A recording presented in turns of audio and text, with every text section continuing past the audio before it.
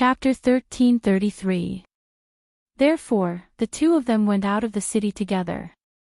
When they were out of the city, the gamblers behind them also dashed out. When they were about to follow them, they were stopped by Ing Yi and Hui Lang. "Where do you want to go?" Hui Lang took out his long sword and stared at the gamblers who were full of killing intent. These people should be casual cultivators who mingled in the casino. They thought they had targeted a fat sheep. Humph. 2 people come to die. I'll fulfill your wish. One of them stared at Hui Lang with gloomy eyes like a poisonous snake. The next moment, he took out his long sword and went straight to Hui Lang. "Stop us from getting rich, you're courting death." The other gamblers also shouted.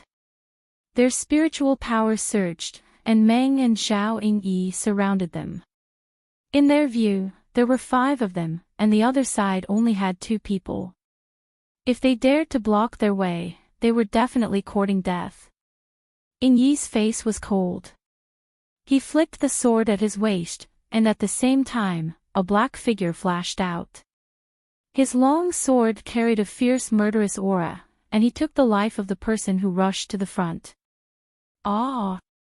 The sword's shadow flashed, and a trace of scarlet blood instantly oozed out from the neck of a gambler. The man's eyes widened in disbelief, and he stared in front of him.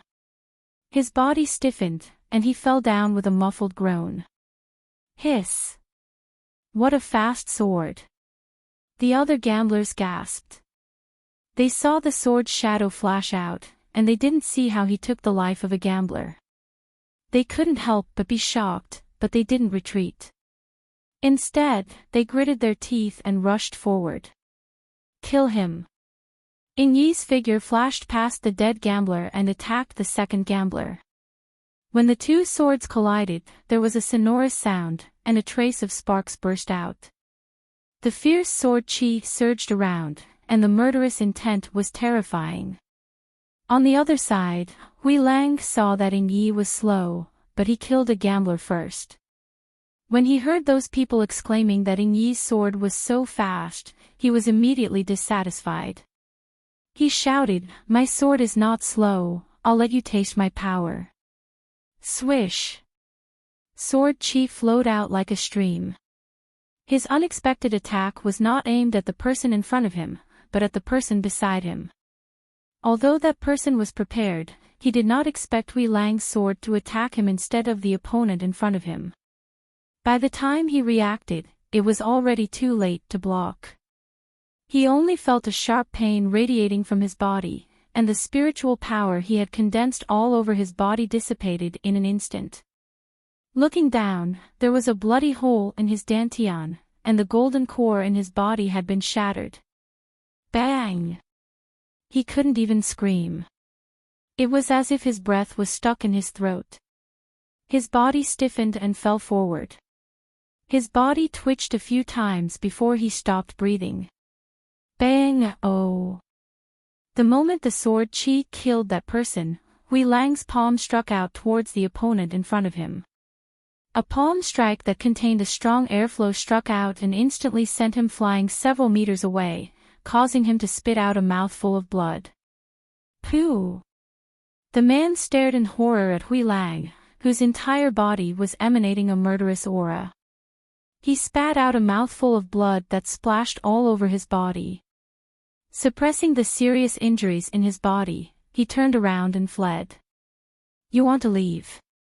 Wait for your grandpa wolf to agree." Hui Lang snorted.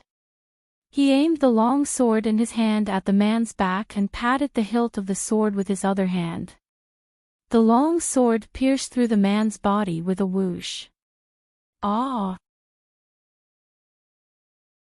Chapter 1334. They didn't dare to join in the fun to see what was going on. Only cultivators who were confident in their own strength would dare to be curious about such things. It was best for them to hurry into the city and avoid trouble. And in the shadows, the tall and thin man from the casino who was watching this scene had a slight change in expression. Perhaps others might not recognize those two, but to him, a native of the imperial city, it was impossible for him not to recognize those two. Beside Crown Prince Xianyuan, other than the second young master of the Yang family who was the steward of the residence, there were also two guards who followed him closely. Those were the shadow guard Ing Yi, and the other was the guard called Hui Lang. It was reported that Ing Yi was the head of the shadow guards, and Hui Lang was the captain of the guards. Both of them were extremely skilled, and were loyal and devoted. They were deeply trusted by Crown Prince Xianyuan Mose. It could be said that wherever he went, he would bring these two with him. And now, these two people had appeared here to stop those gamblers. This made him uncontrollably shocked, and he tried to guess who the bearded man and the youth from before were. He carefully glanced in front of him, and saw the corpses of those gamblers lying on the ground. The thick smell of blood permeated the air, and the murderous aura was even more frightening. At that moment, he gestured, and the few of them quietly retreated, quickly returning. They couldn't follow them anymore. If they did, he was sure that they would end up like those people. 5 people, I killed 3. Hui Lang said proudly, his tone boasting. Ing Yi glanced at him, and couldn't be bothered to argue with him. He only said, those people left. As he said that, he glanced at the place where those people were originally hiding. They were from the casino. They probably just wanted to investigate the identities of Master and the Ghost Doctor. If they left, then they left. There's no need to bother with them. Hui Lang said casually, wiping the sword in his hand and putting it away. Take care of the corpses on the ground. Ing Yi said. Ah. We still have to deal with them. Grey Wolf glared. If we kill them, do we still have to find a hole to bury them? Hearing this, Ing Yi looked at him with a strange expression before taking out a bottle of something and pouring it on those people. Sizzling sounds could be heard, and soon, all of the corpses on the ground were corroded, leaving only their clothes and blood on the ground. Didn't you say that the corpse-dissolving water is gone? Where did you get it? Give me some. Hui Lang stretched out his hand and begged. I had the Ghost Doctor concoct it. As he spoke, he handed over 2 bottles to him. Use it sparingly. Hui Lang's eyes lit up when he heard that it was Fingzhou's. Just as he was about to ask her to give him some when he went back, he remembered that she was leaving in 2 days. He couldn't help but sigh. She's leaving in 2 days. I don't know when I'll see her again. Hearing this, Ing Yi said, Master should be the one worrying. What are you worrying about? Hui Lang muttered, do you think I'm like you? After being together for so long, I also have feelings for the Ghost Doctor. I won't be willing to let her leave. I'll tell Master about this. After taking care of the corpses, he turned and walked back. Chapter 1335. Seeing him walk away without looking back, he quickly chased after him and shouted, Hey, Ing Yi, I'm talking to you. Did you hear me? At the same time, in the casino, the tall and skinny man told the middle-aged man what he had seen. The middle-aged man couldn't help but be secretly shocked. Fortunately, I didn't let you guys mess around. Otherwise, the consequences would be unimaginable. Thinking of that possibility, he couldn't help but be secretly afraid. As the manager of the casino, any decision could affect the survival of the casino. Because of this, he was used to thinking twice before doing anything and looking at the bigger picture. It was also because of this that the casino's position in the imperial city was solidifying day by day. Today, if he had let his subordinates deal with those 2 people for the sake of that small profit, the consequences could be imagined. Master, could this bearded man be? The tall and skinny man guessed, looking at him and asking. And, it should be him. Otherwise, Ing Yi and Hui Lang wouldn't have appeared there. The middle-aged man said, lightly exhaling. Hearing this, the tall and skinny man was secretly shocked, feeling that he had walked on the edge of life and death. That was close. Compared to the bustling city, Chaoyang Mountain was exceptionally tranquil and beautiful. Two figures sat side by side at the top of the mountain, watching the sunset slowly slide down from the horizon, dyeing the sky red with a charming rosy glow. As the sun went down the mountain, the sky gradually darkened. The two sat on the mountain top, enjoying the wind. Fengjiu leaned in Xianyuanmo's arms, while Xianyuanmo hugged her, shielding her from the chill of the night. "It's cooler on the mountain at night, let's go back," he whispered in her ear, greedily enjoying the leisurely time together. "Then you carry me back." She acted shamelessly, slightly raising her head to look at him with a smile. "Okay." He leaned down, kissing those tempting lips. After a light kiss, he still wanted more. "Let's go back and continue." He looked at her and said. Hearing this, Fengjiu laughed, looking at him angrily. "Don't even think about it." Hearing this, he sighed and stood up. With a bitter tone, he said, "All right then. I'll just think about it in my dreams at night." As he spoke, he took out a cloak and draped it over her body. Then, he turned around and bent down, indicating, "Come on, I'll carry you back.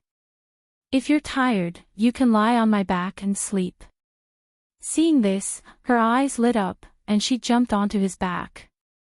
After lying on top of him, she wrapped her arms around his neck and clamped her legs around his waist. "Okay, let's go." His broad shoulders were stiff and taut, but it gave people a sense of security and reliability. She laid on his back and felt the warmth of his body passing into her body.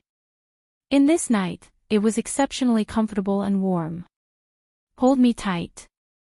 He put his hands behind his back and held her legs, walking down the mountain. His steps were not fast or slow, and he was not in a hurry to fly back. Instead, he carried Fengjiu down the mountain step by step, chatting with her. "If you're cold, wrap the cloak tightly, don't let the wind in. You can also curl up in the cloak and sleep." His steps were steady as he spoke. Chapter 1336. Feeling her eyelids getting heavier, she pressed her face against his neck and fell into a deep sleep. Xianyuanmo, who was walking slowly, felt her warm breath on his neck. He couldn't help but pause in his steps. He turned his head slightly and glanced at her. Seeing that she had already fallen asleep, he didn't say anything and continued walking slowly. He walked very slowly and steadily, as if he was carrying the entire world on his back. He was careful not to wake her up. As for the woman who was sleeping soundly on his back, she also fell asleep peacefully. With him by her side, she never had to worry about anything else. Hui Lang, who was waiting outside the residence, saw that the sky had darkened and the two still hadn't returned. He couldn't help but feel a little worried. Logically speaking, they were just going to watch the sunset, so they should have already reached the residence by now. At this time, the stars in the night sky were twinkling and the moon was shining brightly, but the two still hadn't returned. "Why don't we wait outside the city?" Hui Lang looked at Ying Yi beside him and said. With Master's strength and the ghost doctor's strength, even ghosts and serpents would have to take a detour. Ying Yi crossed his arms in front of him and leaned against the door. "That's true." Hui Lang nodded. With their strength, anyone who met them would have to turn around and leave. Only those who didn't have eyes would choose to attack them. "You're back." Ying Yi's voice sounded. Where? Grey Wolf hurriedly turned his head to look and saw his master's familiar figure slowly walking out of the night with a person on his back. Seeing this, he hurriedly ran forward. "Moss." Just as he was about to speak, he was stopped by a look. Seeing this, he glanced at the sleeping ghost doctor. She was sleeping soundly on his master's back, so he lowered his voice and asked, "Master, do you want me to bring the ghost doctor in?" He saw that his master's feet were covered in thick mud. It was obvious that he had walked back. If he had walked back from Chaoyang Mountain, the journey wouldn't have been short. It was quite tiring to carry a person like this all the time. Who knew that his good intentions would only be met with a cold gaze from his master? Go get someone to prepare water for a bath. As he spoke, he walked past him. Hui Lang scratched his head and looked at Ying Yi. Did I say something wrong again? Ying Yi glanced at him and turned to enter the residence. At the same time, he said, "Why are you being so attentive to the ghost doctor?" Hui Lang was stunned. He opened his mouth but couldn't say anything for a long time. He only had good intentions. How was he trying to curry favor for no reason? As soon as they entered the residence, Fengzhou, who was sleeping on Xianyuan Mo's back, woke up. When she opened her eyes in a daze, she saw that they were already inside the residence. She couldn't help but be startled. "We're here. We're home, I'll take you to the room to sleep." Xianyuan Mo slightly tilted his head to look at her, his lips revealing a doting smile. "Put me down, put me down." She struggled to jump down. When she saw the thick layer of mud beside his boots, she couldn't help but blink. She then looked at the sky and asked, "You didn't come back on your sword?" "The wind is too strong when I come back on my sword." As he spoke, he rubbed his sore arms. "You idiot." She glared at him and said with heartache, "Then you could have told me to get up. How tiring would it be to walk back from there?" As she spoke, she patted her head. "It's all my fault. If I didn't let you carry me, it would have been better." "Idiot."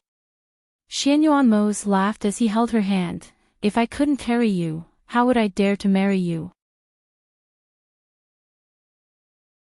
Chapter 1337. How are they two different things?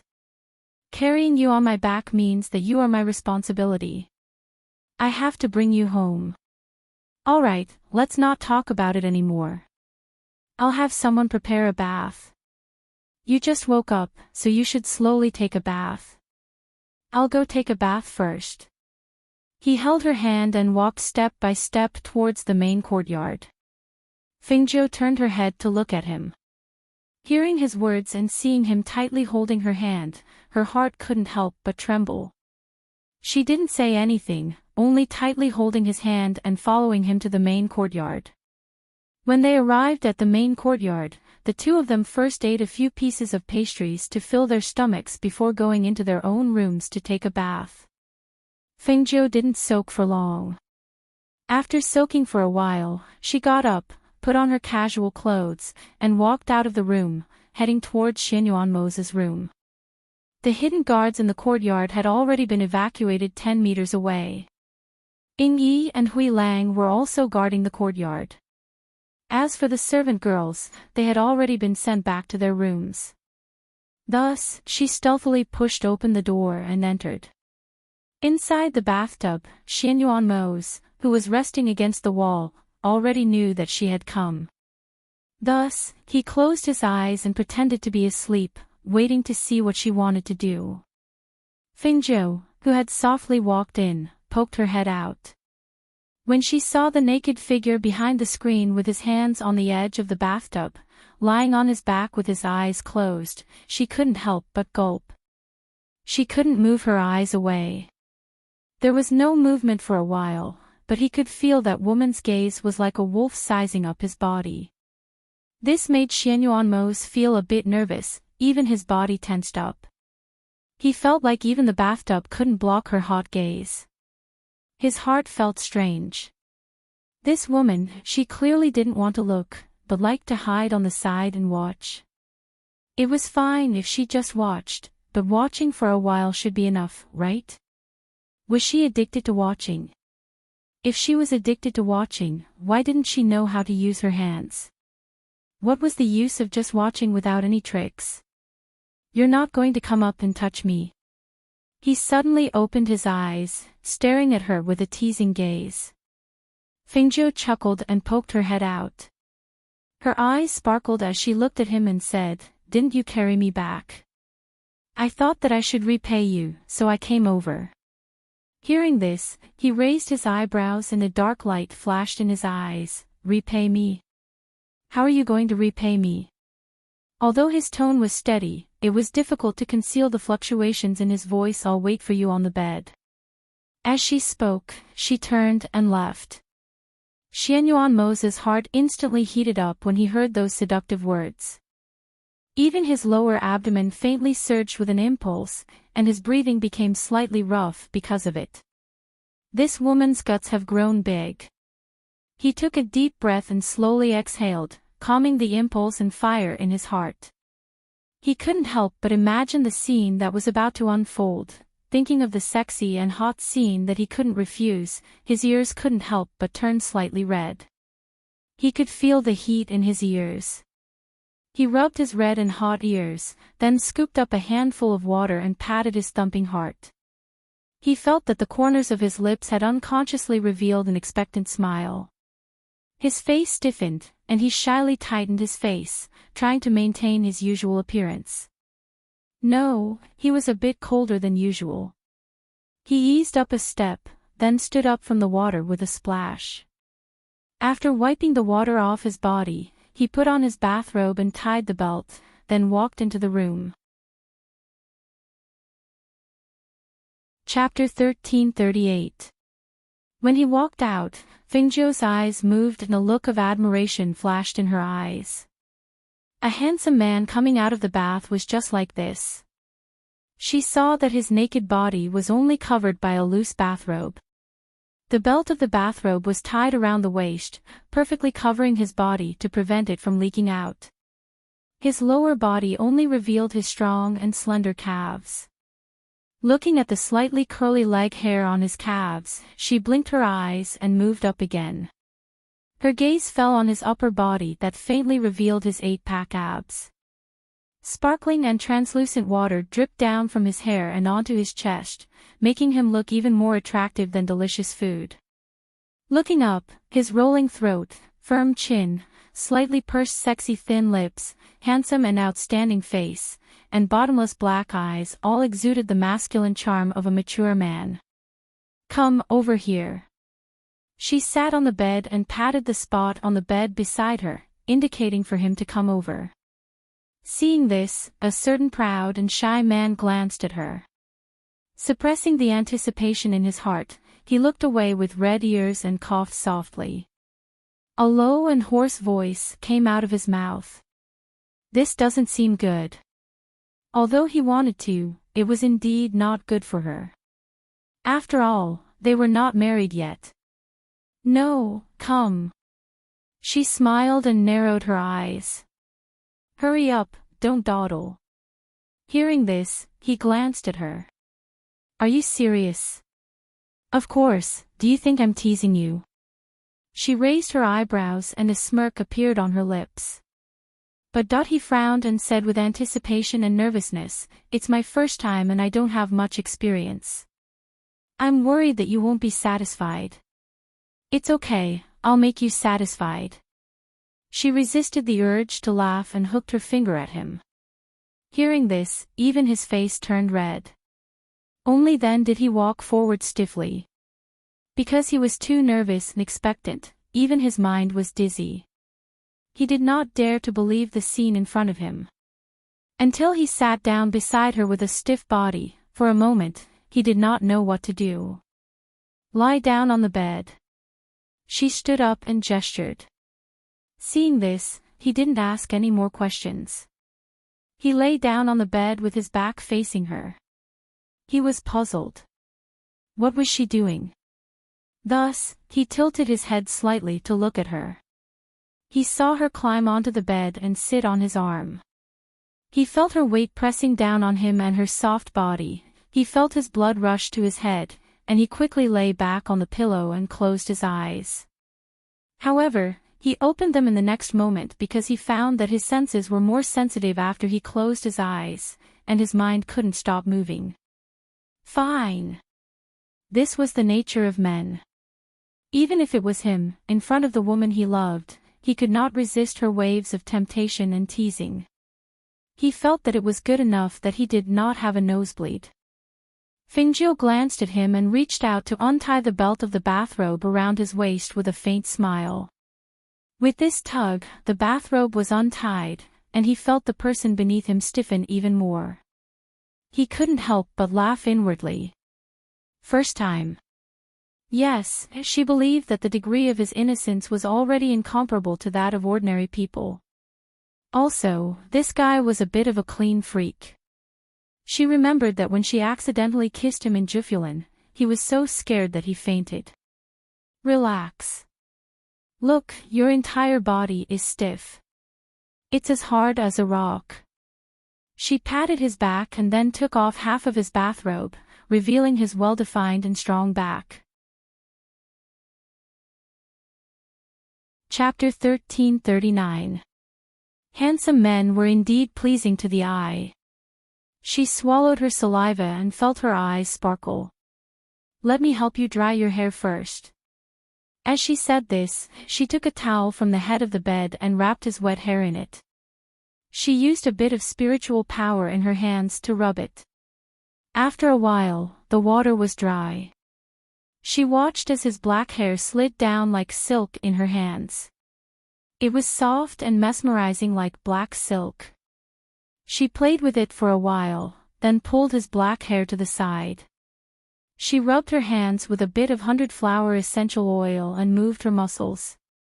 She laughed and said, "Then I'm going to start."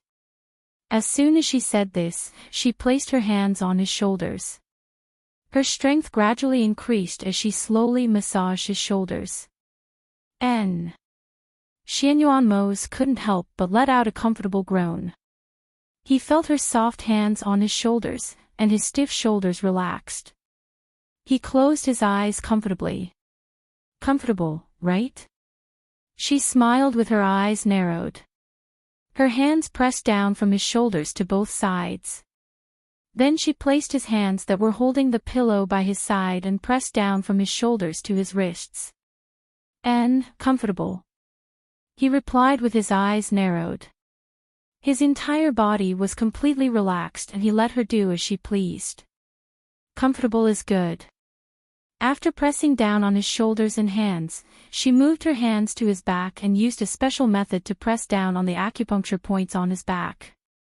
When her hands went down from his waist to his waist, the originally relaxed Xianyuan Mose suddenly quivered. He opened his eyes and turned his head. I don't need to press on this waist, right? He asked. This place was sensitive. For a man, a woman's hands messing around there was simply like lighting a fire. How can that be? This waist needs to be pressed. She turned around and prepared to continue pressing.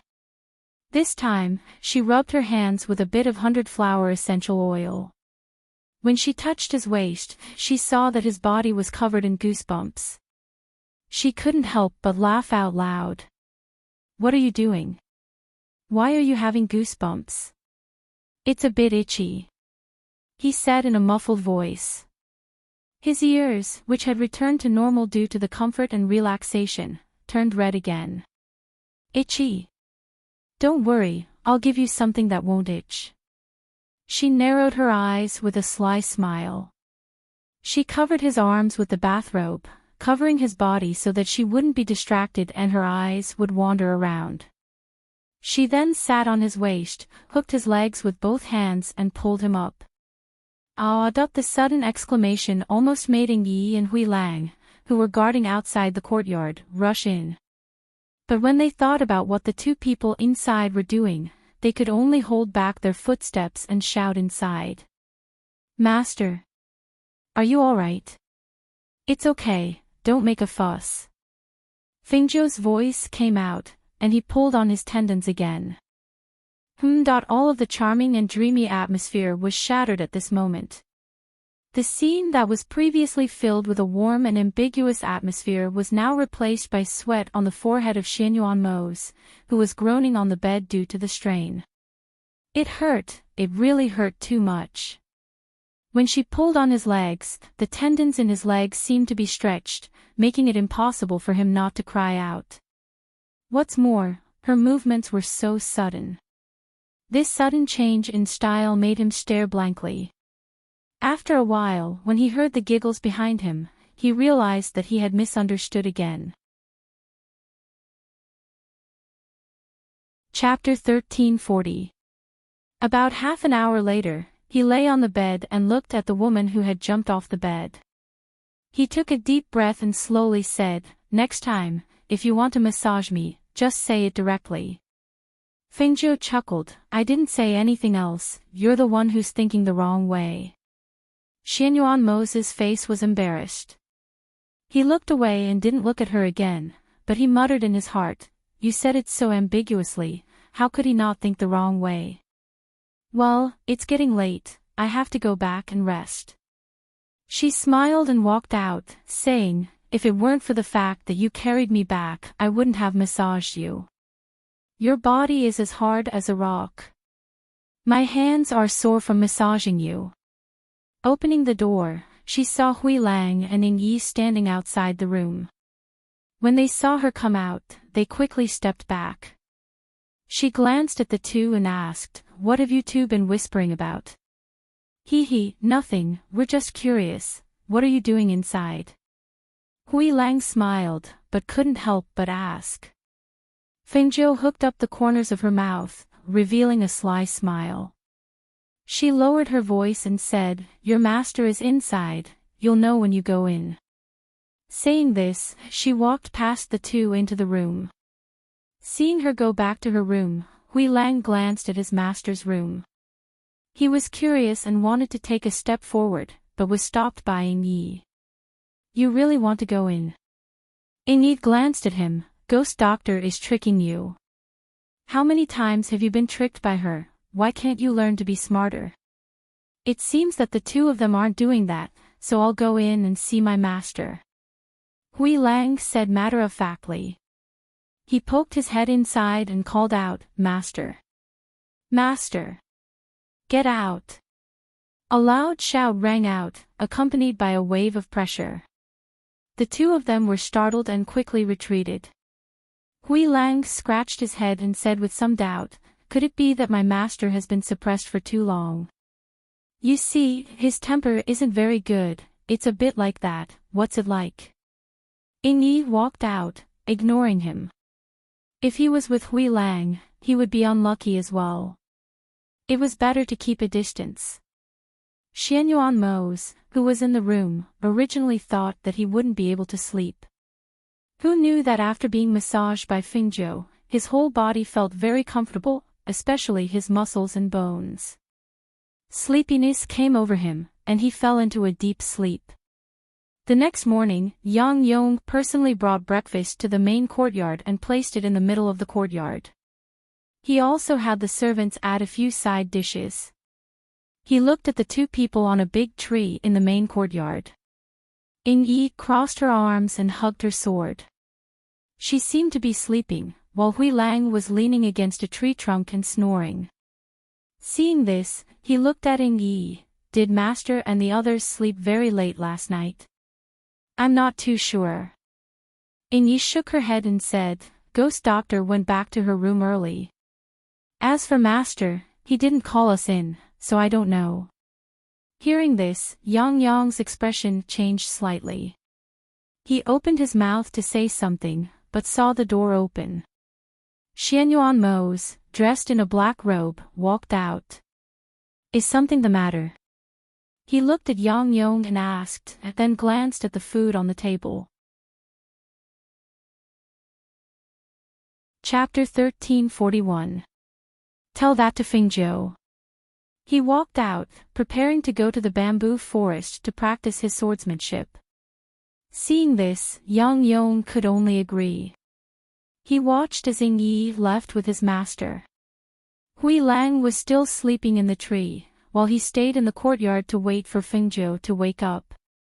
After half an hour, Fengzhou also woke up. She washed up and went out. She saw Yang Yong outside the courtyard. "Housekeeper, why are you here?" She looked around, but did not see Xianyuan Mo. She asked, "Where is he?" Yang Yong bowed, then said, Master went to the bamboo forest to practice his swordsmanship. I am here to apologize. I am very sorry about yesterday, Fengjiu waved her hand, don't mention what happened yesterday, I didn't take it to heart. She walked forward and sat down at the stone table. Looking at the breakfast on the table, she raised her eyebrows. You prepared this? Yes. He smiled and nodded. It looks good. She propped up her chin with one hand. Ghost Doctor can eat first, I will have someone send another set to Master later. She did not wait for Xianyuan Mo's, because she knew that he usually took around 2 hours to practice his swordsmanship. She ate first, and only asked Yang Yong to send a hot one over later. Yang Yong did not leave, but stayed in the courtyard. He sat at the table and looked at her, asking, Ghost Doctor is leaving tomorrow. Do you need me to send someone to escort you? No need. She waved her hand, I can travel by myself. She wiped the corners of her mouth and said, in the future, when I am not by his side, just take care of him a little more. Yes, Ghost Doctor, don't worry, we will. When Xianyuan Mo's returned, he saw the two of them chatting in the courtyard. When he saw this, his gaze shifted slightly, and he walked in. Seeing Xianyuan Mo's return, Yang Yong stood up, Master. Xianyuan Mo's glanced at Yang Yong. Is there nothing to do outside? Yang Yong stared blankly for a moment, then smiled and said, Yes, I just remembered that there are still some things that I have yet to take care of. Master, Ghost Doctor, you two continue chatting. I'll take my leave first. After saying that, he left. After he left, Fengjiu smiled and said, The breakfast that Yang Yong sent over is not bad. When I ate it earlier, it was just warm. But I knew you wouldn't be back so early, so I didn't leave any for you. She looked at his handsome face and said with a smile, You sit for a while.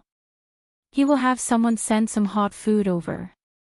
Just as she said that, she saw him reach out and hold her hand.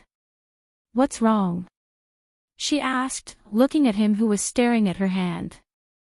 I'm worried about you leaving alone. Over here, there were as many nascent soul cultivators as there were clouds. Although fairy realm cultivators were not everywhere, almost every family had a fairy realm cultivator in charge. If he left her alone outside, how could he not worry? Hearing this, she smiled, I said you don't have to worry about me. Even if I can't beat them, I will still run. Also, I will be careful and won't cause any trouble. Hearing this, he glanced at her and said bluntly, Your words are not very trustworthy. Fengjiu was stunned, then laughed softly, all right, you don't have to worry. I can take care of myself. She did not want him to send someone to protect her in the dark. That would make her feel like she was being watched. Chapter 1342. Zay, you're so nice. She hugged his arm and said with a smile. You're my woman. If I'm not good to you, who should I be good to? He smiled and looked at her beside him. His heart was filled with reluctance and worry. Ah! A cry of surprise was heard.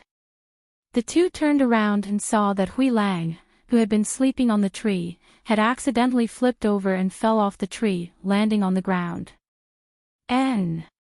He groaned and lay on the ground for a long time before he got up. Feeling that they were looking at him, he raised his head and smiled embarrassedly, That, I didn't hear. I didn't eavesdrop on your conversation, really. Ying Yi, who was guarding outside the courtyard, rolled his eyes when he heard this. This was simply giving away 300 taels of silver. Xianyuan Mo's and Fengjiu didn't argue with him about this. They glanced at him and then looked away. Seeing this, Hui Lang hurriedly walked out and patted his chest. Scared me to death, scared me to death. Ying Yi glanced at him and then silently looked away. Master and the ghost doctor were already used to him. Otherwise, this idiot's brain wouldn't be enough. On this day, Xianyuan Mose accompanied Fingzhou. The two cherished their last day together. They didn't have any miscellaneous matters to worry about, and only enjoyed the warmth and solitude of the two. The more they were separated, the more reluctant they were to part. However, time couldn't be held back. Until the next morning, when the sky was still dark, the youth wearing shabby beggar clothes with messy hair and a face full of dust left the residence and headed towards the city gates. And at a high place in the residence, Xianyuan Mose, dressed in a black robe, stood with his hands behind his back as he watched the figure leave, half a month later. On this day, the sky gradually darkened.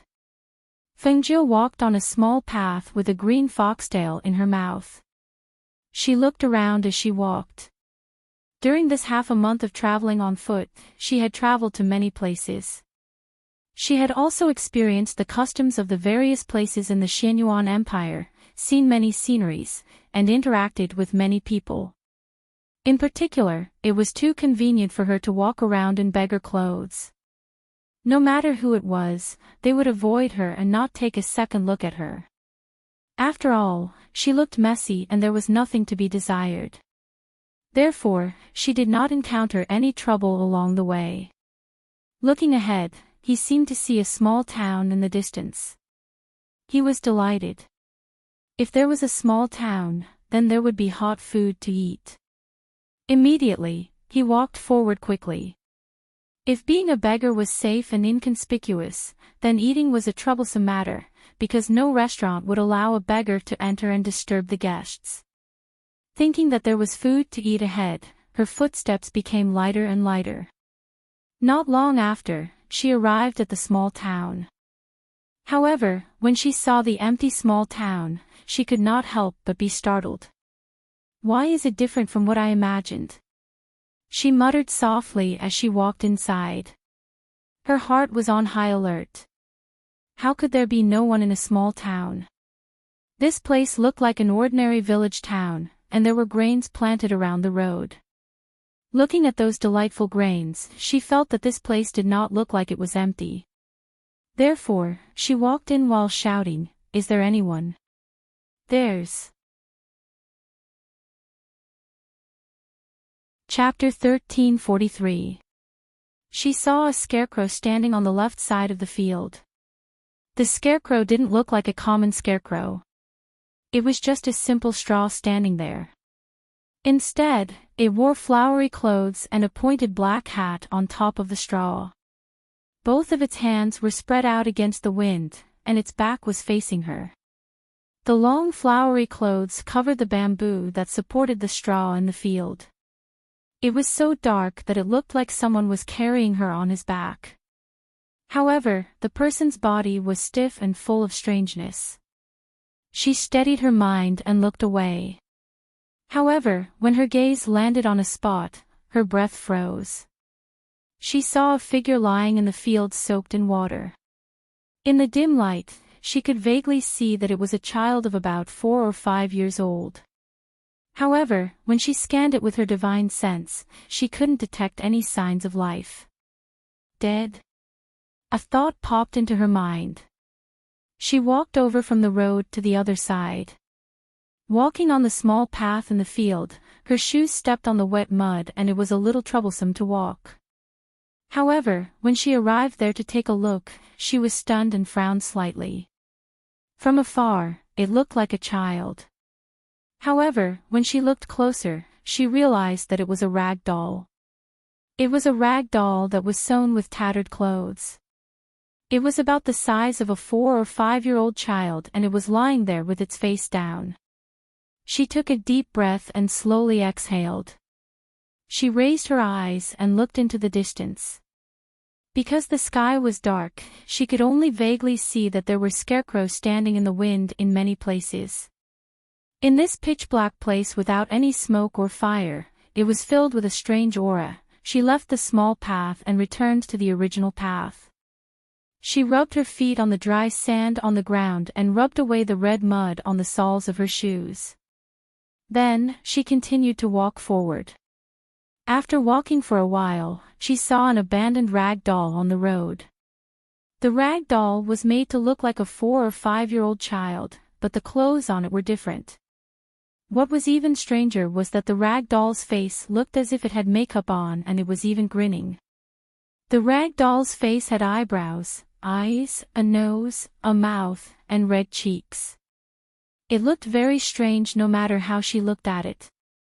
After walking for a while, she saw some broken dolls on the side of the road from time to time.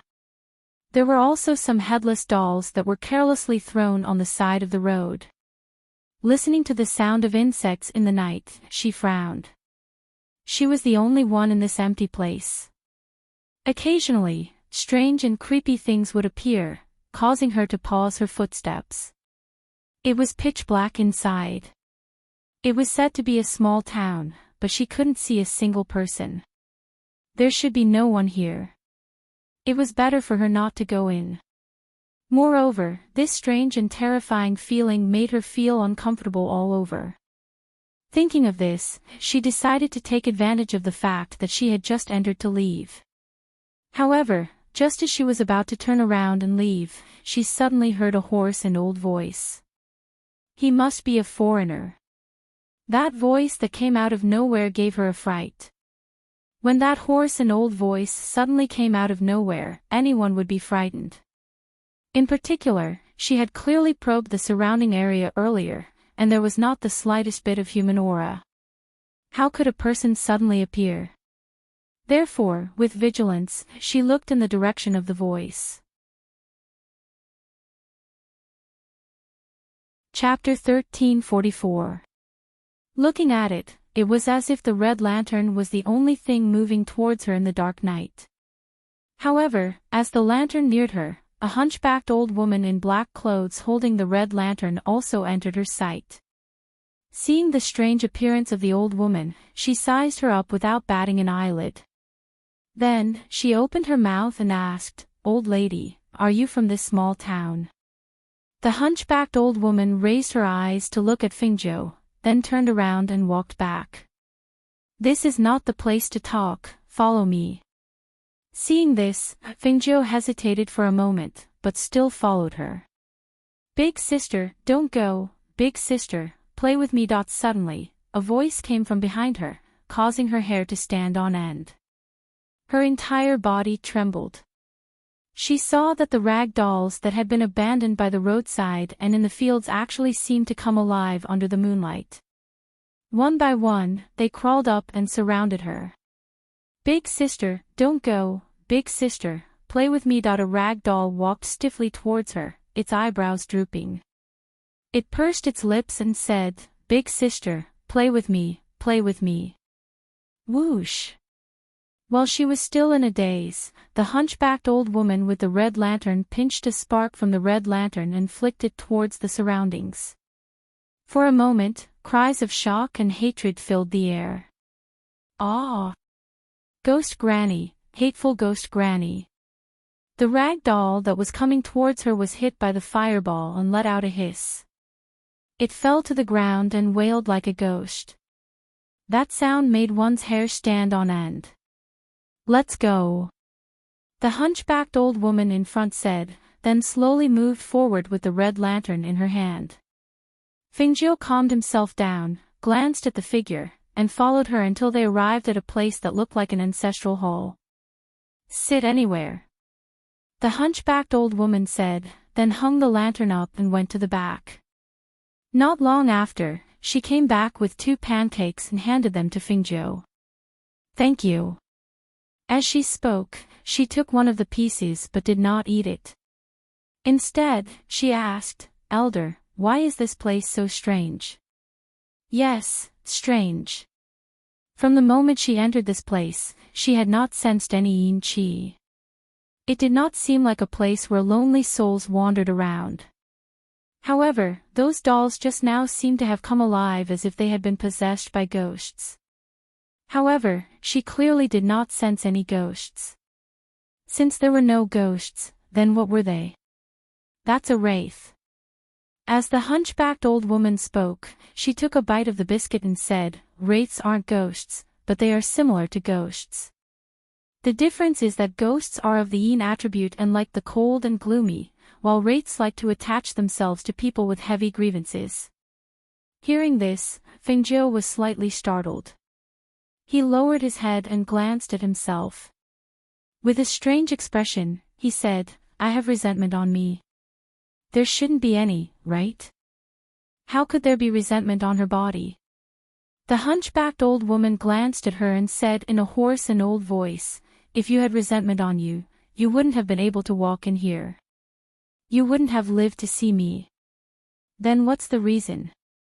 Those wraiths actually asked me to play with them."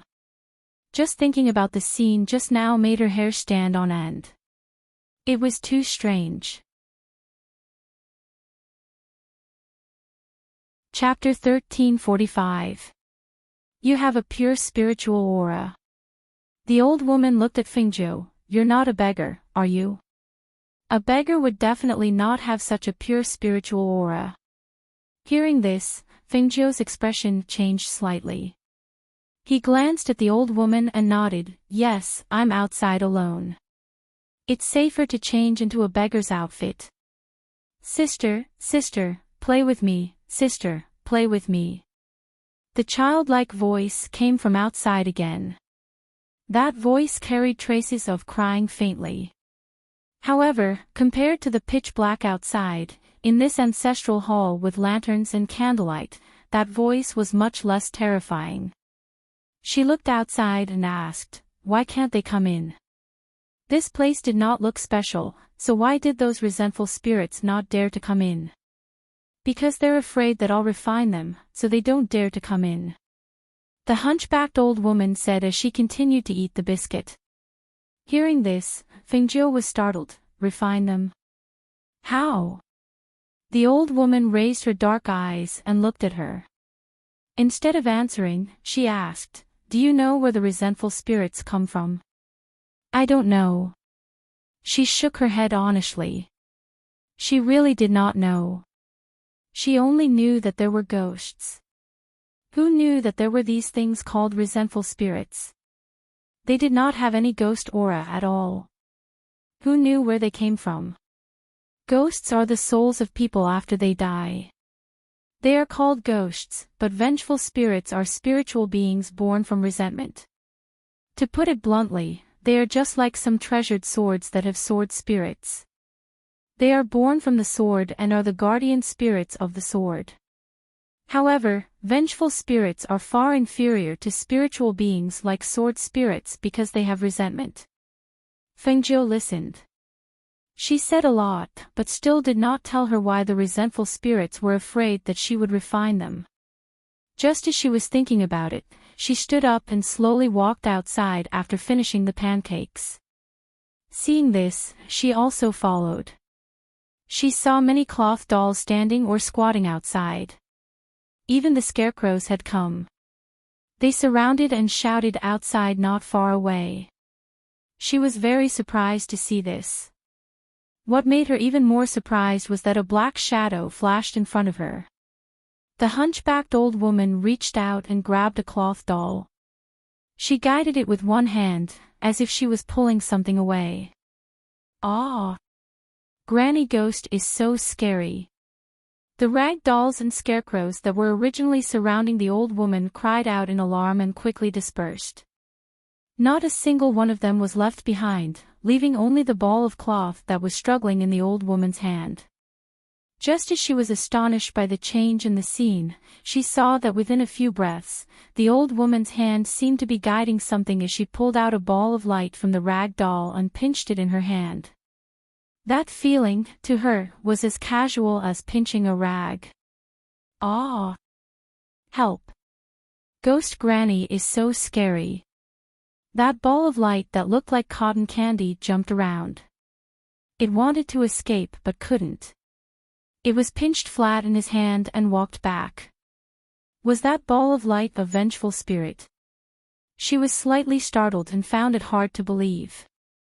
Those that were related to the word spirit were indeed much better looking than those that were related to ghosts. At the very least, this ball of light was pleasing to the eye. Moreover, this old woman was really powerful.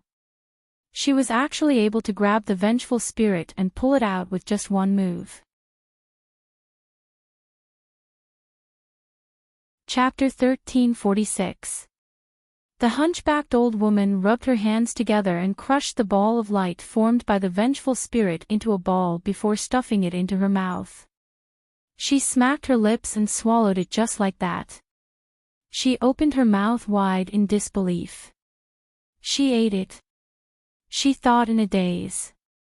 The hunchbacked old woman's body, which originally had no spiritual power surging, emitted wisps of hot smoke at this moment. The heat from her body was like an open stove, and even she, who was standing at the side, could feel the heat emanating from her body. She rubbed her stomach with her hand, and a surge of spiritual power condensed in her palm. After about half an hour, she burped, and the heat on her body gradually dissipated. Then, she opened her mouth and spat out a fist-sized ball of light. She looked at the ball of light, which had shrunk by nearly half, in surprise. This was the resentful spirit. Although the resentful spirit from before was also a ball of light, that ball of light was stained with traces of black aura. However, the ball of light in front of her was snow white, without any trace of black aura. Could this be the refinement she was talking about? Chirp. The fist-sized ball of light in the hunchbacked old woman's hand gradually condensed and took shape. It rolled around like a cotton flower and let out a chirp. Then, a small baby-like face emerged from the snow-white ball of light. Chirp chirp. She stared blankly at the little thing that was as white as a cotton flower. It was actually blinking its clear eyes and chirping at her like a little beast. She couldn't help but be stunned. This is a vengeful spirit. This is a resentful spirit that has been refined. A resentful spirit without resentment is no longer a resentful spirit. The old woman placed the flower-like ball of light in Fengjiu's hand. If it's not a resentful spirit, then what is it? She looked at the ball of light in her hand. It was actually a solid object, and not just a ball of light. The snow-white thing in her hand was just like what she had seen. It was as soft as a cotton flower. When she rubbed it, it actually turned into a ball. Even that little face was rubbed into it. However, when that little thing was tossed aside, that little face popped out again. That little face was so cute that she simply could not bear to part with it. Yuanling. The old woman walked in slowly and said, "The spirit of the primordial beginning is a pure spirit that is not tainted by any evil or resentment. It is called the primordial spirit." Primordial spirit. Fengjiu muttered softly as she looked at the pure, snow-white ball of light in her hand. In her eyes, it looked like a ball of cotton flowers. She opened her hand and saw the little thing jumping around in her hand. It was not afraid of strangers, nor was it afraid of her. That's right. A refined origin spirit can be used as a pill spirit. When you add it into a pill, the grade and medicinal properties of the pill will be greatly improved. Not only that, but the origin spirit can also be fused into an artifact spirit.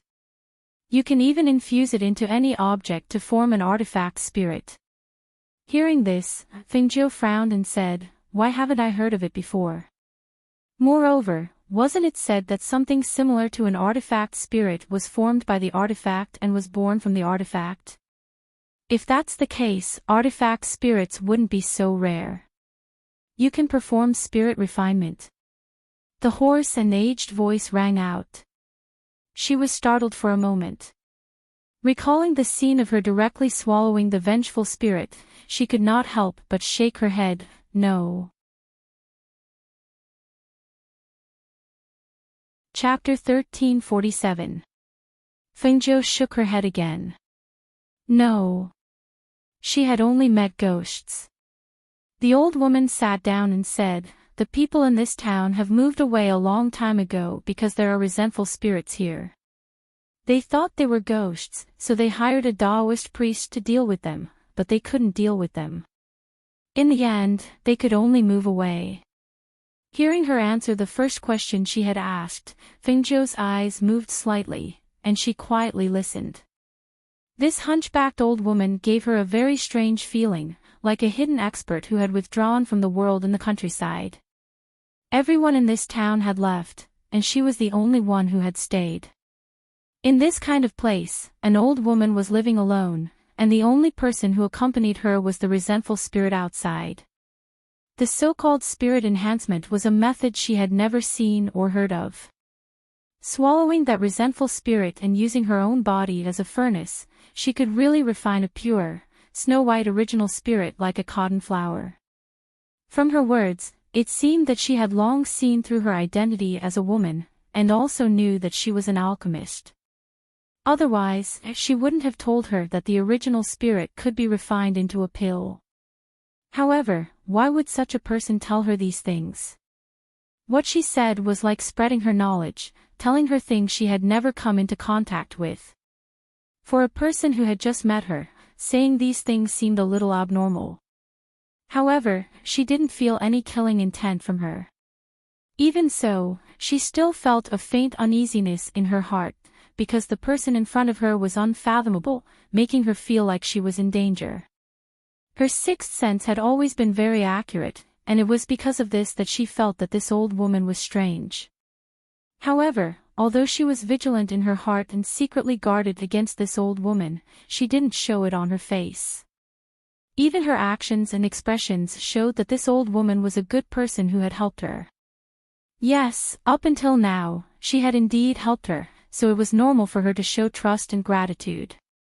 They have all moved away, but I like it here, and have lived here for many years, so I can't bear to leave. Saying this, she raised her head, and her eyes that were like dry wells calmly glanced at Fengzhou. It was clearly a very ordinary glance, but in Fengzhou's eyes, that glance seemed to have a different meaning. When that glance fell on her body, her heart sank slightly, but she smiled and narrowed her eyes, and said in a light tone, "Many things are habits, like me, I like to wear beggar clothes and walk around. And, it's all habits." The hunchbacked old woman replied, and lowered her head to hide her eyes. She pulled out a toothpick-sized red thread from her sleeve, and sat there, tying it. Seeing this, Fengzhou took out the cake that the old woman had given her.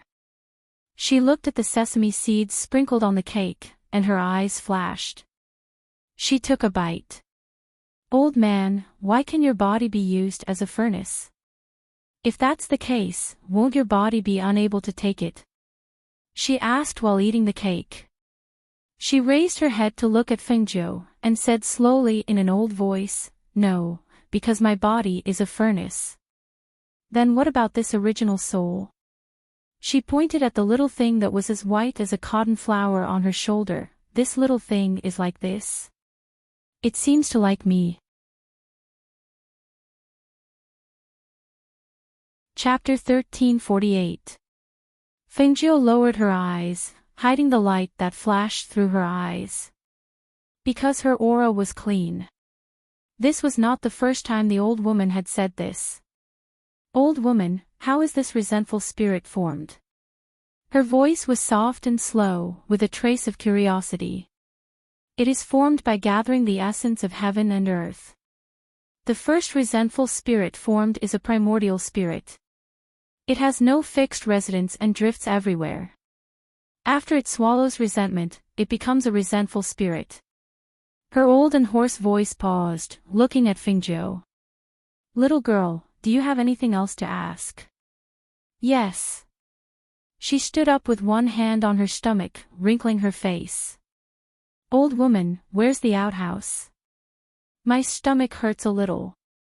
The old woman glanced at her, pointing to the side with her skinny hand. "Go straight there and turn around." "Oh, I thought it was behind." She looked at the back of the ancestral hole. "Then you better not go in behind." As the old woman spoke, she lowered her head and tied the red rope in her hand. "It's best not to go outside. It's troublesome to be entangled by resentful spirits.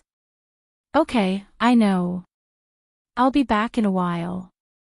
As she spoke, she walked in the direction the old woman pointed, still holding the refined primordial spirit in her hand. When she was out of the line of sight of the people behind her, her harmless expression changed. Her eyes narrowed, and her face turned cold. She did not look back as she walked. She put the primordial spirit in her hand into the space. After putting it away, she came to the so-called outhouse. She crossed the outhouse and quickly rushed out of the town under the cover of the night. This place was dangerous. That old woman was even more dangerous. Her intuition told her that if she did not escape now, she would not be able to escape. Sister, sister, play with me, sister. Sister, sister, don't go, play with me, play with me. In the darkness of the night, the rag dolls chased after her. Childish voices rang out from behind her, echoing in the darkness of the night. It was an extremely eerie sight. Sister, play with me, play with me. Fingjo looked back and saw that in addition to the rag dolls and scarecrows chasing after her, there were several balls of light dyed with black gas flying towards her. Stop chasing me. If you keep chasing me, I won't hold back anymore. She didn't know how to perform spirit refinement, but it was more than enough to deal with them. However, doing so would definitely consume her physical strength and spiritual power. Before she was out of danger, she had to prioritize her survival. That old woman is too dangerous. She is too powerful. She is not a nascent soul realm cultivator, but a fairy realm cultivator. She had only seen fairy realm experts, but she had never exchanged blows with a fairy realm expert before. Thus, she couldn't do something that she had no confidence in. Sister, play with me, play with me. Her speed was extremely fast, and she didn't stop at all as she rushed out of the town. When she could faintly see the town gate through the moonlight, she increased her speed again. Almost there. After leaving the strange town, the old woman probably wouldn't chase after him anymore. However, at this moment, an old and hoarse voice sounded from behind her. That voice was slightly strange, as if it was echoing in the sky and clearly entered her ears. Little girl, where are you going? A black figure came from behind her like a ghost. In a flash, it was so fast that only the sound of black clothes could be heard. Because of the old woman's appearance, the vengeful spirits that were following behind Fingjo cried out in alarm. Chapter 1349. Fengjo only felt a gust of cold wind sweep past her. The wind was so strong, and the wind blade was so sharp that it swept her away with a swoosh. She took advantage of the momentum to do a somersault in the air and steadied herself. She then looked at the figure who was standing 3 meters away from her. The old woman's black robes fluttered in the night wind and made a whistling sound. Her back was hunched and she held a white walking stick with both hands. On top of the walking stick was a small baby's skull. Her entire aura changed and became cold and bloodthirsty. Her eyes, which were as dry as a well, had a strange blood-red color. She stared at Fingjo and said, "Little girl, it's dangerous outside. Come back with me quickly." However, Fingjo took one look at her and quickly retreated. She turned around and ran in the other direction. "Don't run. You can't escape." A faint and hoarse voice rang out in the wind. Strange laughter rang out in the night sky. The old woman looked at the figure who was running into the night sky, and her aged voice carried a trace of excitement. Ultimate spiritual body. How rare. I really want it. I really want it. At the same time, she raised the walking stick in her hand and shook it on the ground. In an instant, 2 streams of blood gushed out from the 2 eye sockets of the human skull. They flowed down the skull until the blood seeped into the ground. The pitch-black ground changed in an instant. It was as if something had been lit up. Streaks of blood-red light seeped out from the ground and intertwined to form a large net. It spread towards Fingzhou. Fingzhou, who was running away, heard the words behind her and her heart trembled. This old witch knew that she had the ultimate spiritual body. How did she know? Did she target her because of this? No matter what, she had to get out of here first. However, as she was running away, she suddenly saw a large net of blood spread out on the ground. The blood was glowing red and intertwined to form a large net that spread out in all directions. She narrowed her eyes and was shocked. Is that blood? In such a place, there was actually so much blood hidden under the ground. She had been here for so long but did not detect the slightest smell of blood. Could it be a barrier? The blood underground had been sealed and solidified by the enchantment. Once the seal was undone and the enchantment was broken, the blood underground could no longer be suppressed and began to rise. However, why did the blood form such a strange net of blood?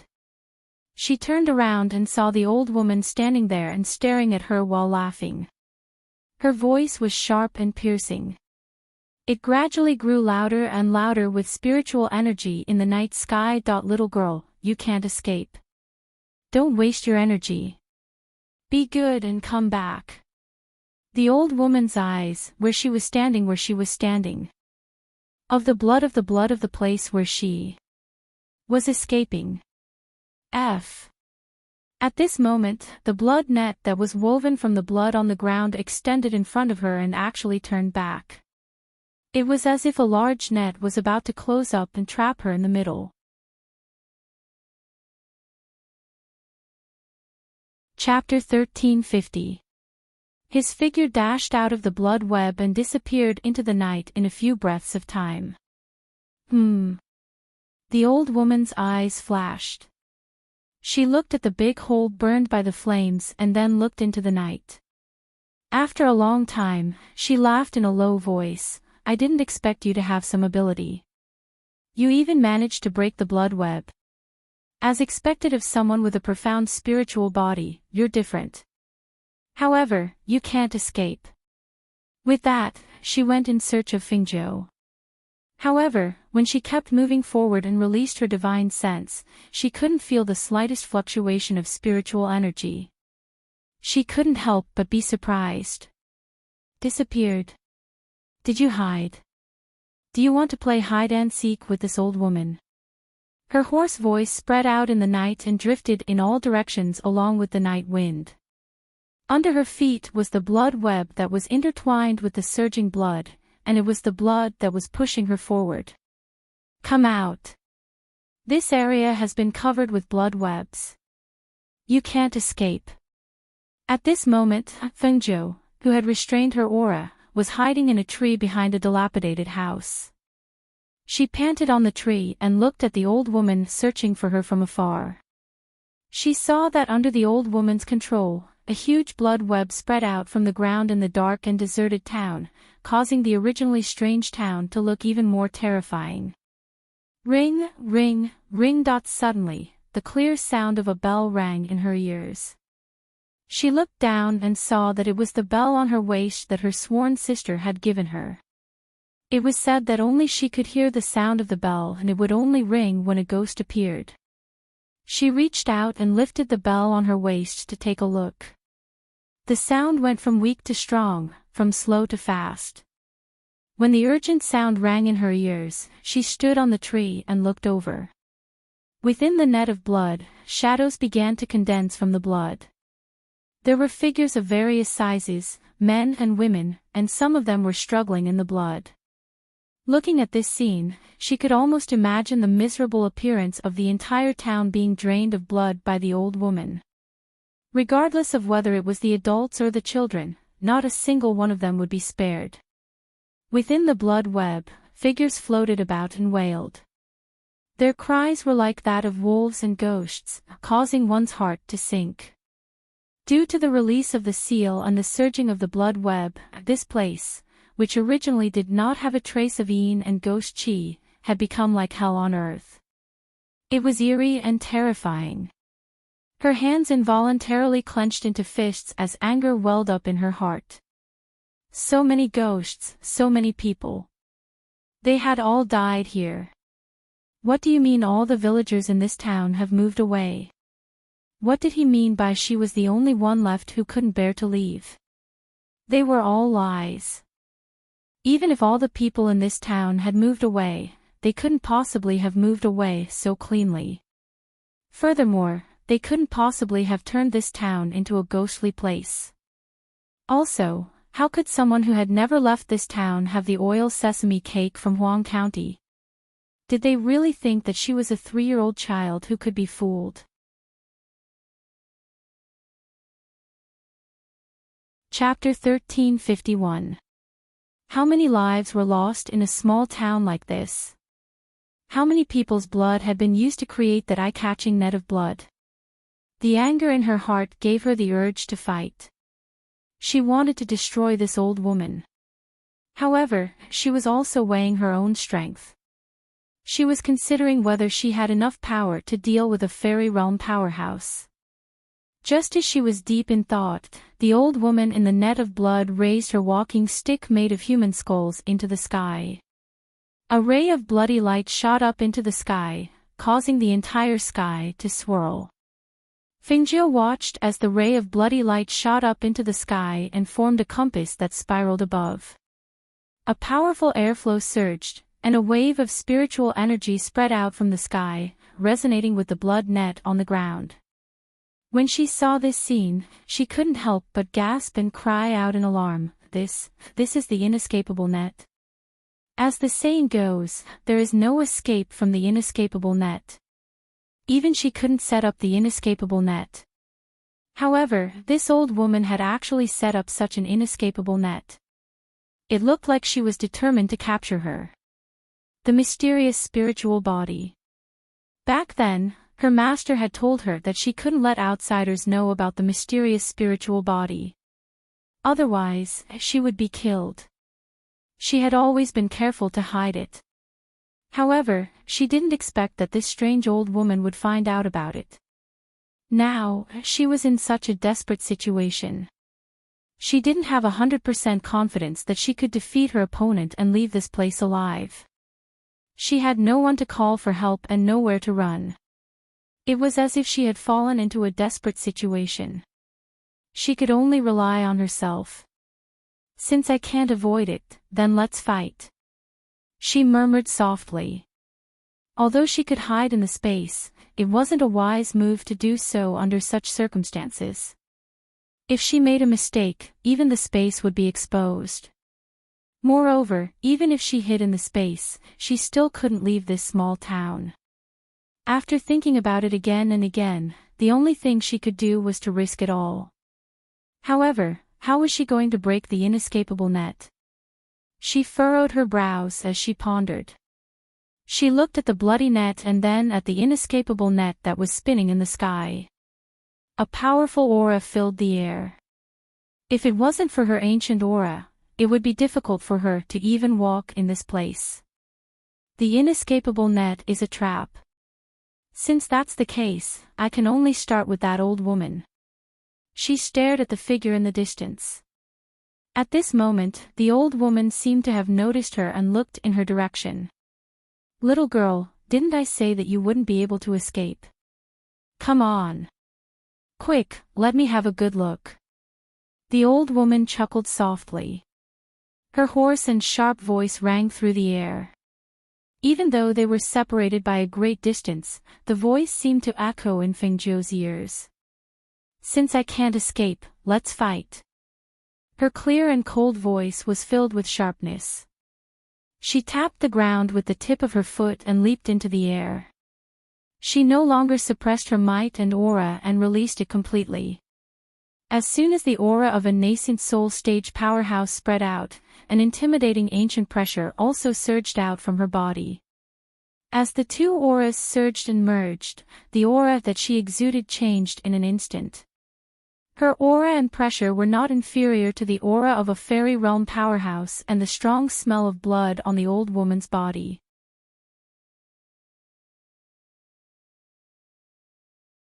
Chapter 1352. Whoosh! Whoosh! A powerful airflow whistled through the wind. The sharp sound was like a sharp blade, bringing with it a penetrating chill. In the next moment, a green light appeared in Fengzhou's hand. The azure-tipped sword, which was suffused with a cold light, slashed down from the sky with a biting cold sword aura. The aggressive slash had the power to destroy the heavens and earth. This was because she knew that when dealing with someone stronger than her, a battle of attrition was not advisable. Only by ending the battle quickly would she have a chance to win. Seeing the biting cold sword aura slashing down, the murderous aura was unable to be dodged. Thus, the old woman condensed her spiritual energy and poured it into the skull cane in her hand. Then, she faced the incoming sword aura. In an instant, the airflow from the old woman's skull cane swept up the blood on the ground and turned into a blood pillar that rushed up. Bang! Boom!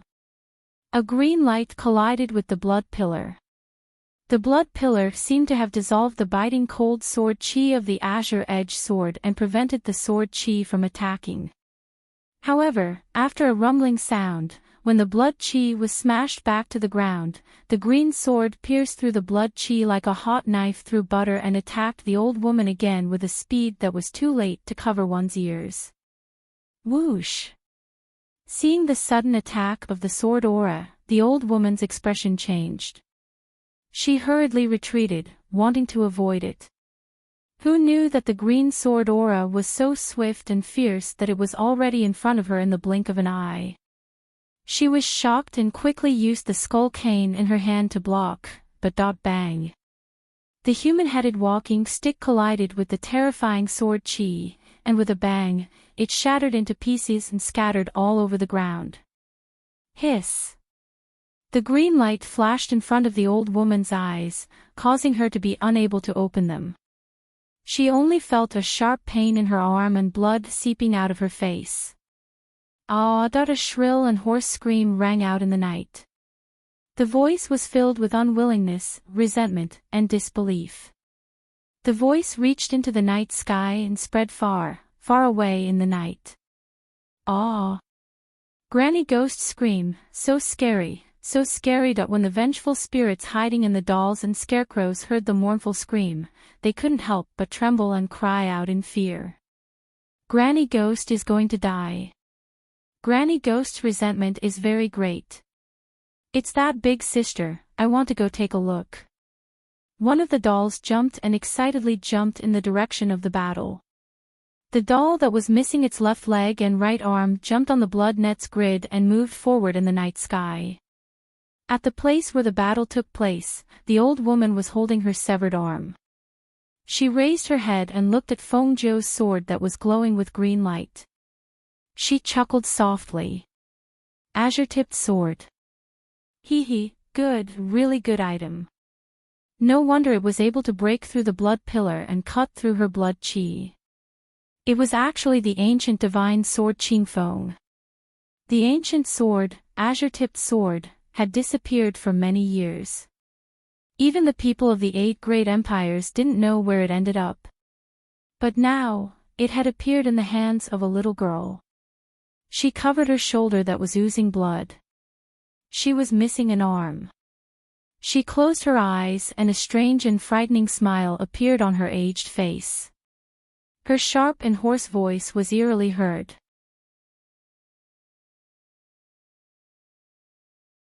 Chapter 1353.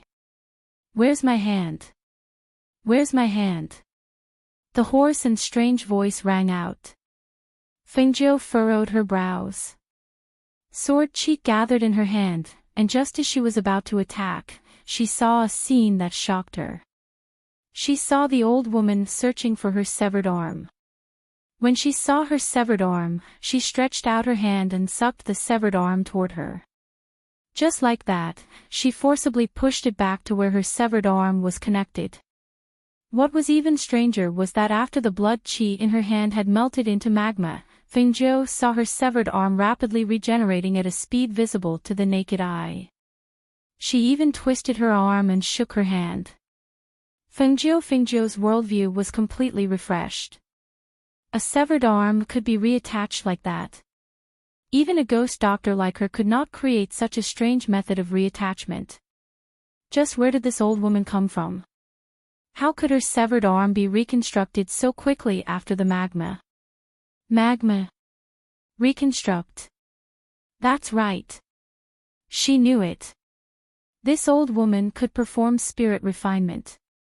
Her furnace was inside her body. She could swallow a vengeful spirit and refine it.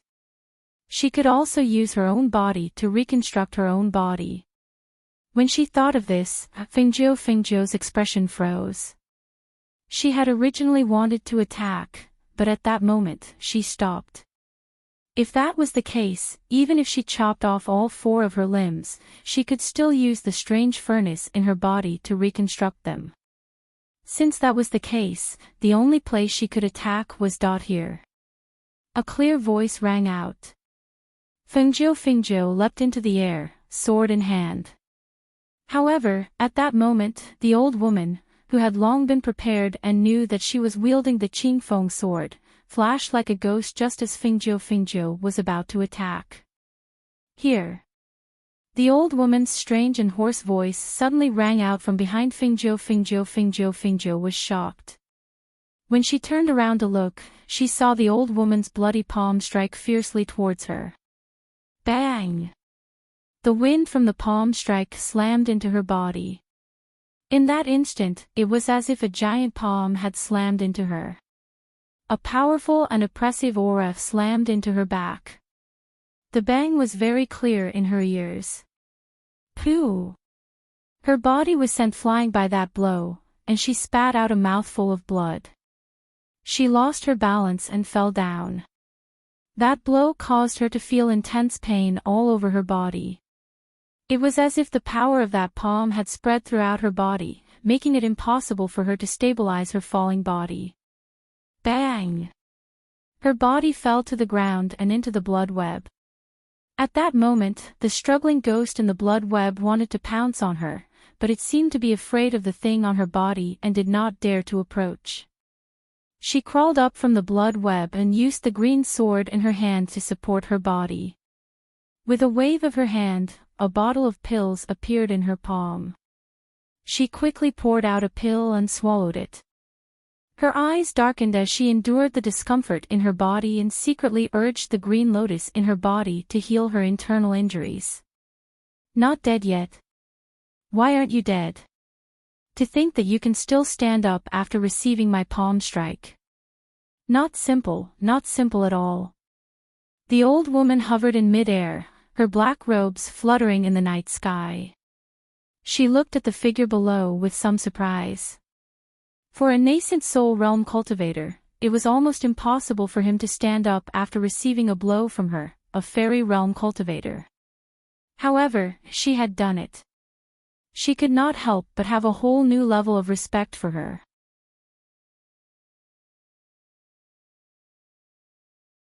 Chapter 1354. It'll be easier for me to refine your body if you're dead. Since you didn't die from my palm strike, I'll give you another one. A gloomy voice came from the sky. The old woman looked at the figure standing in the blood web below her. Seeing that the ghosts around her were so afraid that they didn't dare to approach her, she knew that she had some kind of treasure on her that prevented the ghosts from getting close to her. Thus, before she could catch her breath, she condensed a ball of blood in the air with both her hands. The ball of blood surged with fresh blood and let out a sharp, angry howl. The entire night sky was covered in dark clouds, and her aura seemed to be controlled by her.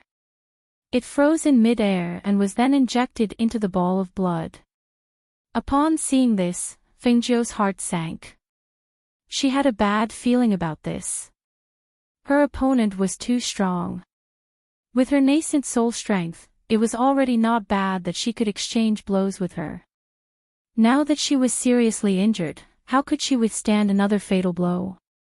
She saw that the ball of blood surged with an intense blood-red light that lit up half the night sky. The aura of death emanated from the ball of blood and enveloped the entire town. She couldn't help but gasp. Was this the strength of a fairy realm powerhouse? She was so strong that she couldn't believe it. Right at this moment, the ball of blood shot out from the old woman's hand, and it assaulted her with an aura of obliteration. She immediately turned around and fled, and she used all her strength with the intention of avoiding that attack. Because she knew that she would probably lose her life if she was struck by that attack.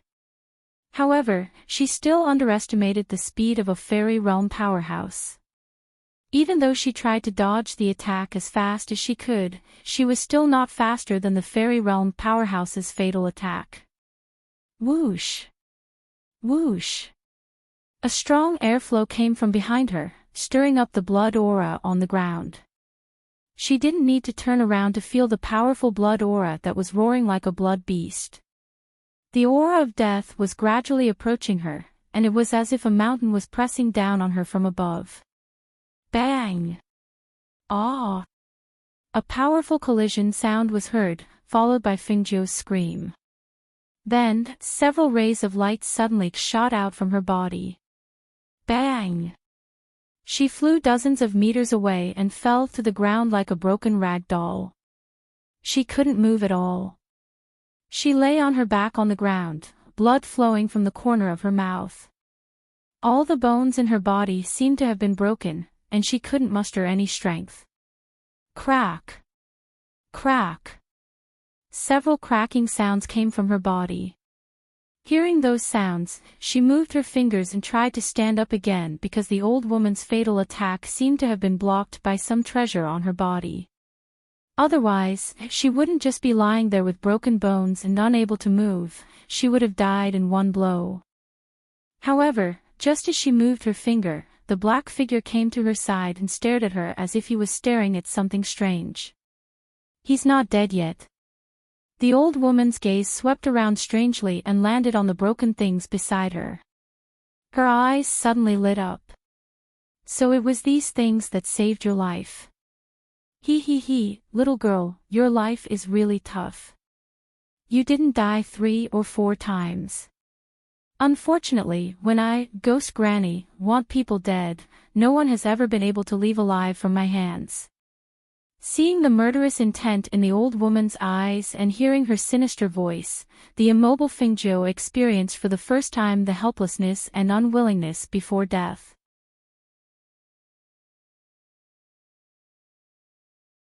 Chapter 1355. She could not accept this.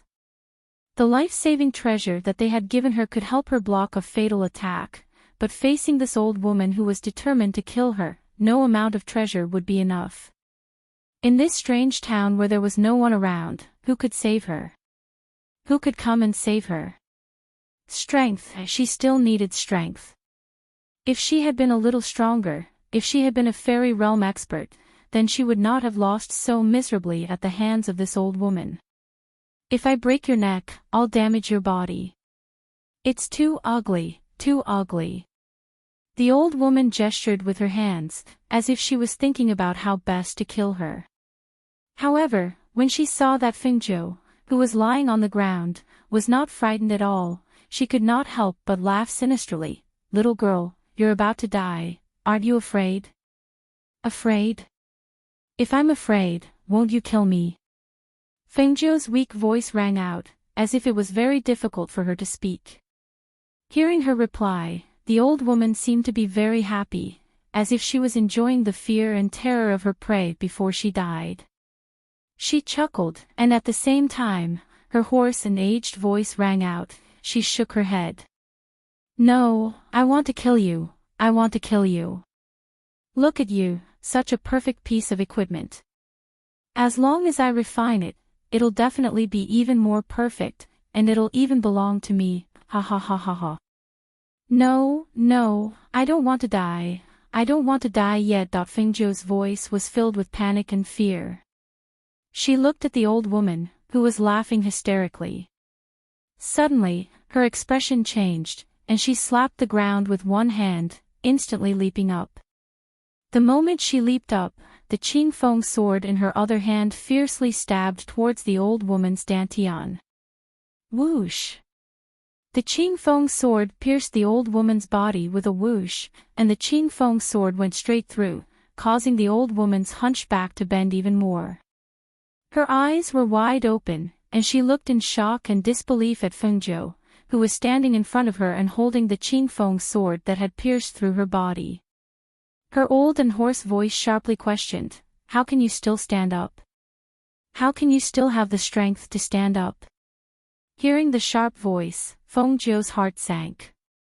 She stared at the place where the Qing Feng sword had pierced.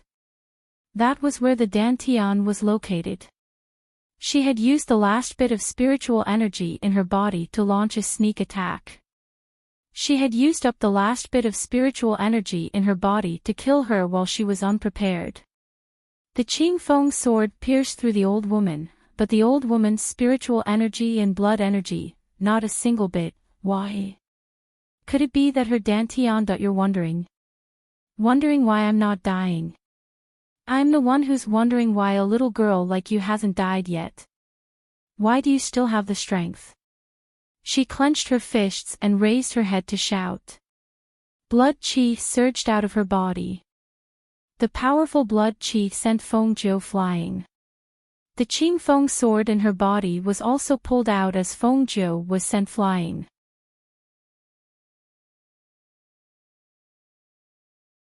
Chapter 1356.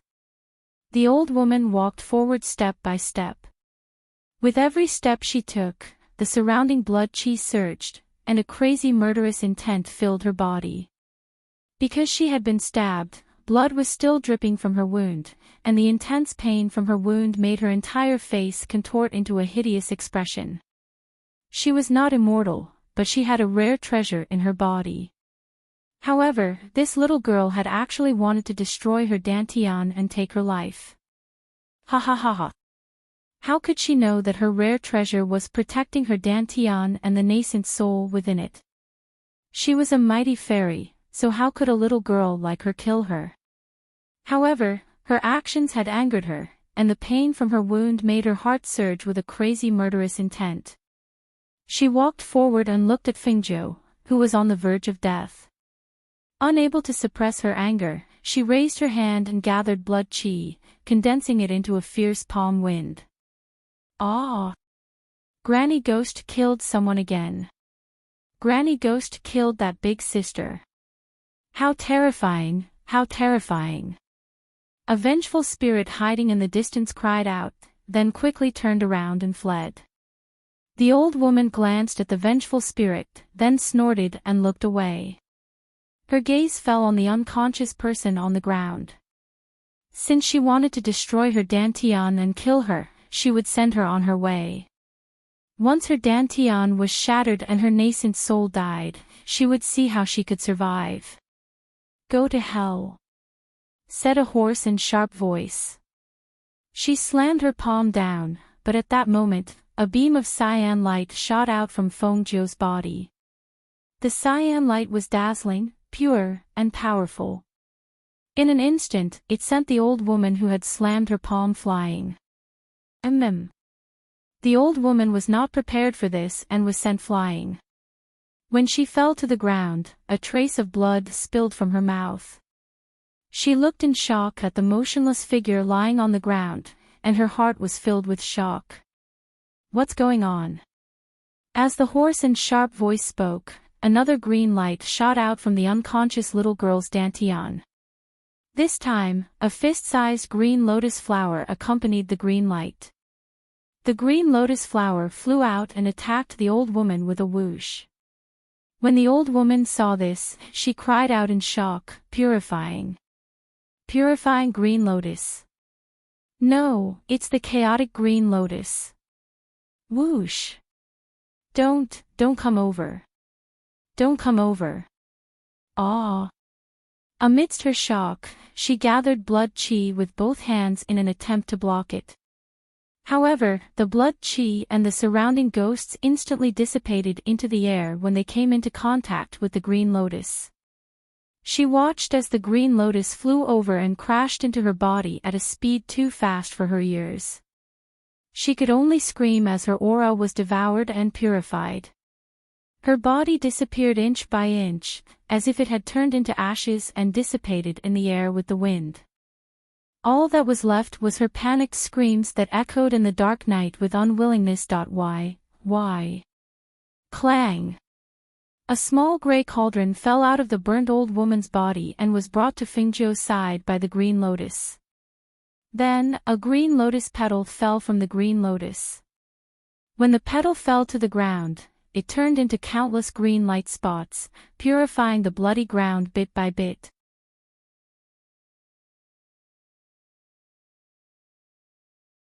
Chapter 1357. Early in the morning, when the first ray of sunlight shone on the earth, the warm sunlight caused Fingzhou's fingers to twitch slightly. Her divine sense gradually awakened, and when she recalled the scene before she fainted, she abruptly opened her eyes and leaped up. She exclaimed in surprise. After she leaped up, she noticed the injuries on her body. Even her broken bones had been repaired. There was not a single wound on her entire body. That's strange. Why are my injuries all healed? She was a little astonished. She looked around her, but the old woman's figure was already nowhere to be seen. Beside her, a small dusty cauldron was quietly lying there. She picked it up and was slightly startled. This is the ancient divine cauldron, the Shinnon cauldron. Even though the cauldron was covered in dust, she could still make out the small words on the cauldron. She stood up, patted her clothes, and glanced at the surroundings. Not only was the old woman gone, even the blood energy in the surroundings had vanished without a trace. It was even to the extent that she couldn't detect any blood energy in this area even after searching over and over again. Although she was a little confused, she did not think too much about it. Because she was alive, that was already the best. She put away the emerald-edged sword, thinking of leaving this place. However, her footsteps paused. She looked at the small cauldron in her hand, then looked in the direction of the ancestral hall. Thus, she walked over there. Her divine sense followed her as she walked, all the way to the ancestral hall. When she entered, she sized it up, then walked to the back. When she reached the back, she could not help but be slightly startled. She saw that there were more than 10 corpses piled up in the open backyard. The dead people were all dressed in black, dressed as guards. From the degree of rigidity of their corpses, they should have died the day before she arrived here. However, other than these corpses dressed as guards, she did not see the corpses of the people these guards were protecting. Her gaze swept around, and landed on a large vat in the corner. It was a large water vat with a lid on top. What made her notice was that she seemed to feel a trace of sealing power. Thus, she stepped forward and released a wisp of spiritual energy from her hand.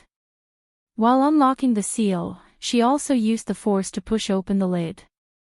There was no movement inside, so she walked forward to take a look.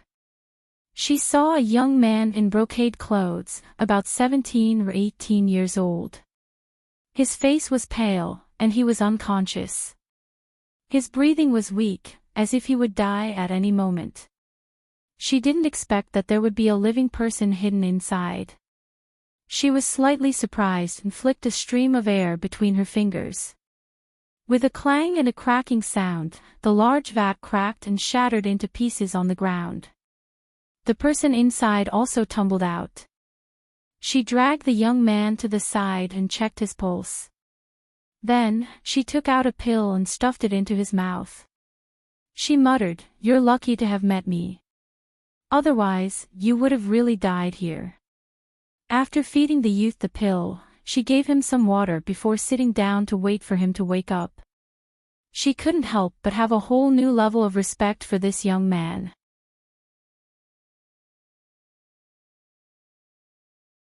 Chapter 1358. She took out a fruit from her space and ate it as she stared at the boy.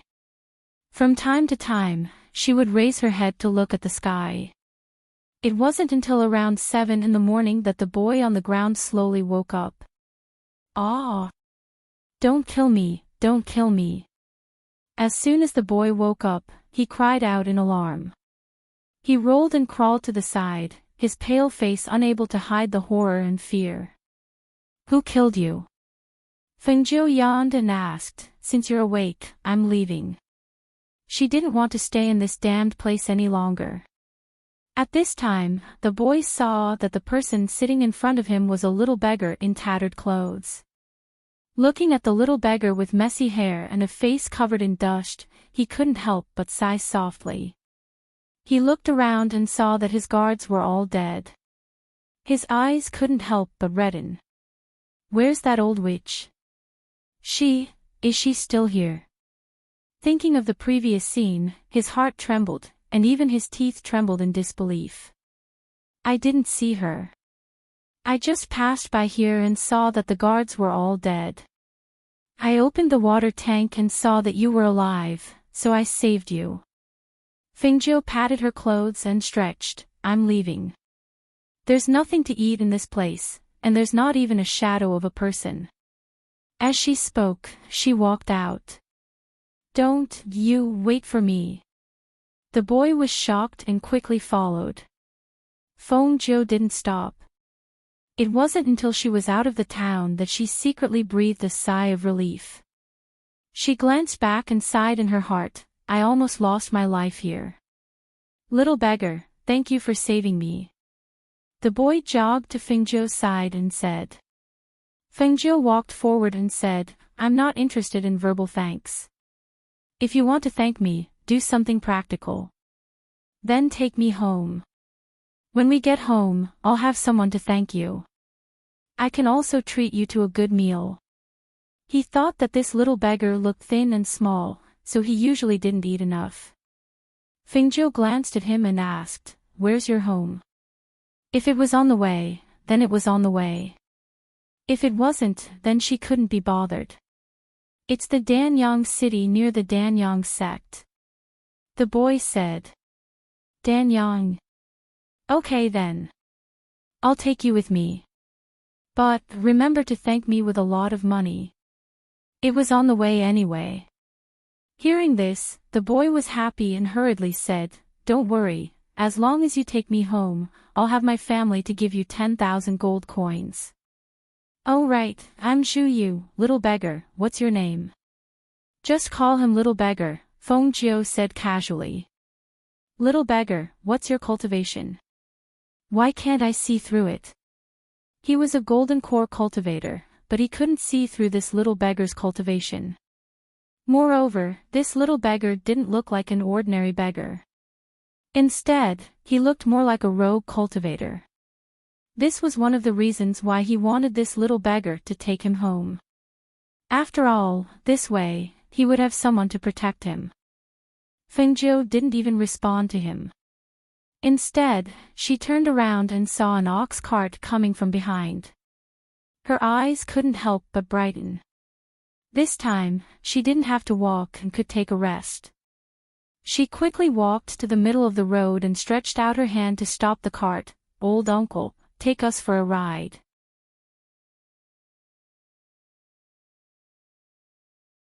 Chapter 1359. Thank you, old uncle. She smiled and thanked him. Then, she jumped onto the carriage and sat on the tall pile of straw on the carriage. Give me a hand, give me a hand. Zhu Yu stepped forward. Ever since he was trapped in the water tank, he was on the verge of death. But strangely, after he woke up, he felt that there was an energy supporting his body. Otherwise, he wouldn't have been able to walk so far. It was just that he didn't know what that energy was. Seeing that he couldn't climb up from the side of the carriage, Fengjiu reached out and pulled him up. Who? Zhu Yu, who had fallen onto the pile of straw, directly lay down. I'm so tired. Sit tight. The old man who was driving the ox cart shouted. Only then did he continue to drive the ox cart forward. Little beggar, are you also going to Danyang City? Zhu Yu lay on his back and looked at the blue sky and white clouds in the sky. Yes. Fengjiu sat cross-legged with one hand supporting her chin and narrowed her eyes. Why are you going to Danyang City?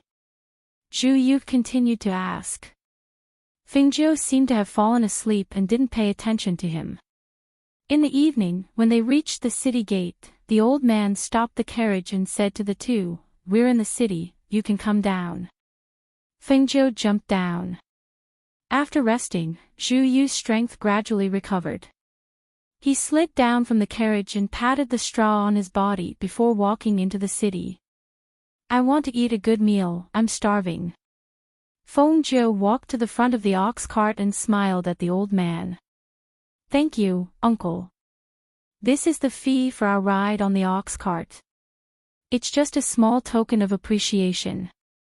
As she spoke, she handed a small purse to the old man and then turned to leave. There's no need. As the old man spoke, he saw that the little beggar had already walked far away. He couldn't help but hold the money bag in a daze. When he opened it and took a look, he was even more shocked. He looked left and right and saw that no one was looking, then he quickly put it into his clothes. In the city, although it was evening, there were many people and hawkers walking on the streets. The bustling scene made people feel at ease, especially for the two who had just walked on the brink of death. Seeing the bustling scene in the city, they felt a lot more at ease. "Little beggar, there's a restaurant in front. Let's go there to eat." Zhu Yu turned around and said to Fingzhou, who was walking slowly behind him. "You have money?" Fengzhou sized him up and asked. "Yes, don't worry. Although it's not much, it's enough for us to eat and drink until we reach Danyang City." He patted his chest as he spoke. Then, he frowned bitterly. "My body is weak. I need to nourish myself. Let's go. Then, we'll find an inn to rest tonight. Tomorrow, we'll buy a carriage and take it back." He had thought it through. Taking a carriage back wouldn't exhaust his physical strength. Moreover, he could use the time to nurse his body back. This was because he saw that the little beggar clearly knew how to ride a sword, but he would rather walk. He knew that the little beggar wouldn't take him back. Hearing him say this, Fengzhou didn't say anything else. He nodded and walked with him to the restaurant in front. However, Zhu Yu, who walked quickly in front, went in, but she was blocked outside. Where did this beggar come from? "Go away, go away." The waiter covered his nose and said with a look of disgust. He waved his hand and shooed Fengzhou away.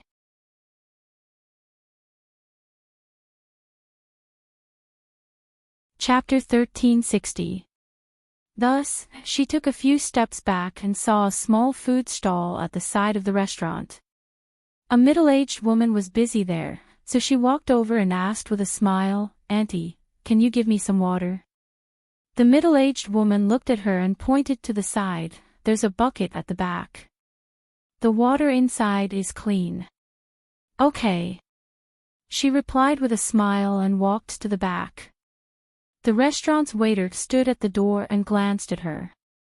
He snorted and was about to go in when he saw the little beggar take off his tattered beggar clothes, revealing a green robe underneath. Although it wasn't a luxurious robe, it was clean and tidy. Especially when the little beggar washed his face, his original appearance was revealed from the originally dusty face. That handsome appearance and a pair of crafty eyes in high spirits made the waiter stunned. These days, there really were all kinds of people. This was clearly an elegant young master, but he had to dress up as a little beggar. What a strange person. Thinking about how he had just chased him away, he couldn't help but shrink his neck. Just as he was about to sneak in, he was patted on the shoulder by a pair of hands. "Waiter, is that my friend?" He couldn't wait for the little beggar inside, so he came out to look for him. Who knew that after looking around upstairs and downstairs, he still couldn't find the little beggar, so he went downstairs to ask. What friend?" the waiter asked in a daze. "The little beggar who followed behind me. I went upstairs and didn't see him come in." "Did you chase him away?" Zhu Yu asked and his eyes glared. Especially after seeing the waiter's guilty expression, he was even more certain. You really chased him away? No, no. The waiter said with cold sweat. No. If you didn't chase him away, why didn't he come in? What kind of restaurant is this? You have the habit of chasing away customers? Where's the shopkeeper? Call him out. He shouted angrily. Young master, please calm down, calm down. The shopkeeper walked out and said with a smile. Calm down. You, a waiter, chased my friend away. How do you expect me to calm down? Zhu Yu raised his voice and glared at the shopkeeper with a pair of eyes filled with anger. This. The shopkeeper hesitated for a moment before shouting at the waiter beside him, hurry up and apologize to this young master. Forget it, I won't accept a verbal apology. He was learning from the little beggar. Hearing this, the manager was startled. After thinking for a while, he said, Then I'll give you our restaurant's signature suckling pig as an apology. Young master is magnanimous, please don't be calculative. When Zhu Yu heard this, he didn't say anything.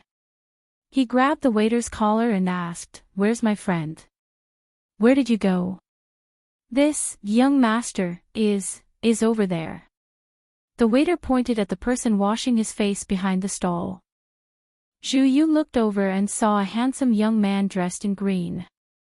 He immediately kicked the waiter and said, My friend is a little beggar. The waiter had a long face and hurriedly said, It's him, it's really him. He took off the beggar's clothes he was wearing outside and washed his face. I saw it from here. It's true, I'm not lying. Hearing this, Zhu Yu was stunned. He stared at the young man in green again and the corner of his mouth couldn't help but twitch.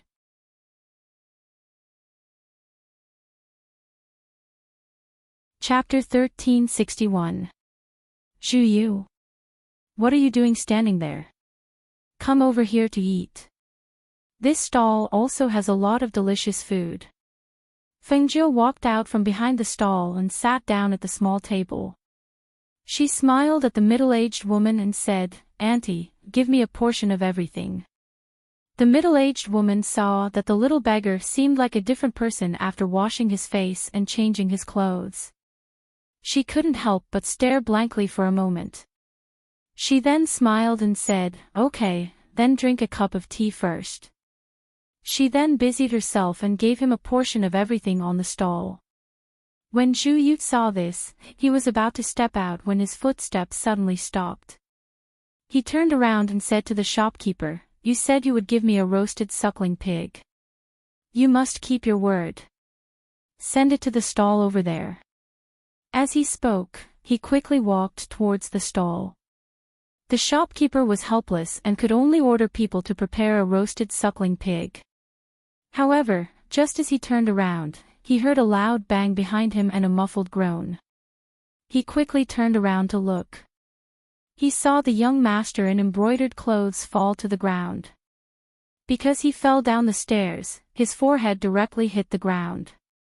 A trace of blood flowed out and dyed the front of the restaurant red. Zhu Yu. Fengjiu didn't expect that Zhu Yu would fall and bleed after just drinking a mouthful of tea. She quickly walked towards him and wanted to help him up. Who knew to get out of the way? Fengjiu frowned and looked at the 4 guards in front of her. Zhu Yu, what a coincidence. A man in embroidered clothes walked forward and looked at the bleeding Zhu Yu. He smiled proudly and arrogantly, How can you be so careless? How can you fall when you're just walking? Zhu Yu sat up from the ground and covered his bleeding forehead with one hand. He felt the world spinning in front of him. The injury on his forehead made him, who was already weak, unable to recover for a while. He only heard a familiar voice coming from above him. Liao. It's you. He raised his head and saw that the person standing in front of him was actually his sworn enemy Liao.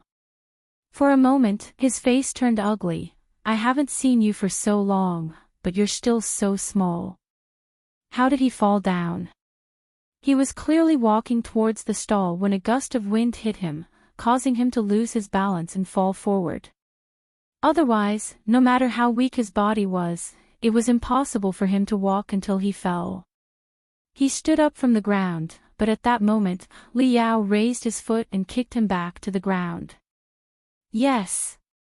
Zhu Yu groaned and fell back to the ground. He glared at the person standing in front of him and his guards. What do you want? Nothing much, but don't you always bring guards with you when you go out? This time, there was only that little beggar with black hair following him. TSK, Zhu Yu, you finally managed to fall into my hands. Tell me, how about I let you crawl under my crotch? Or should I beat you up? Fengzhou, who was blocked, glanced at the 4 guards in front of her. When she heard the brocade-robed man's words, her finger moved slightly, and a silver needle silently shot out. Ah! Suddenly, Li Yao screamed and fell to the ground without any warning. He rolled and convulsed on the ground, foaming at the mouth. He looked like he was about to die, scaring the surrounding people. Is he having epilepsy? It seems so. The surrounding people whispered. When the guards saw this, they didn't bother with Zhu Yu and quickly carried Li Yao to the medical center.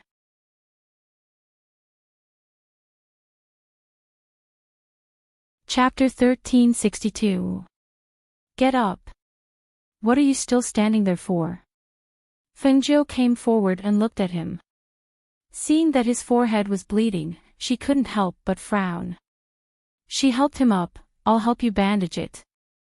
Then, she led him to the stall. The crowd watching the show dispersed as those people left.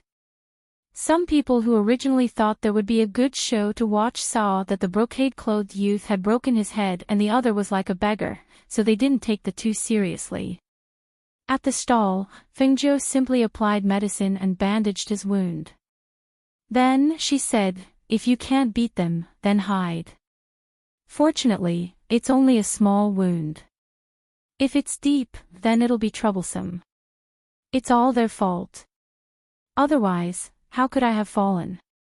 Zhu Yu said, somewhat angrily, when I go back, I must tell my father about this.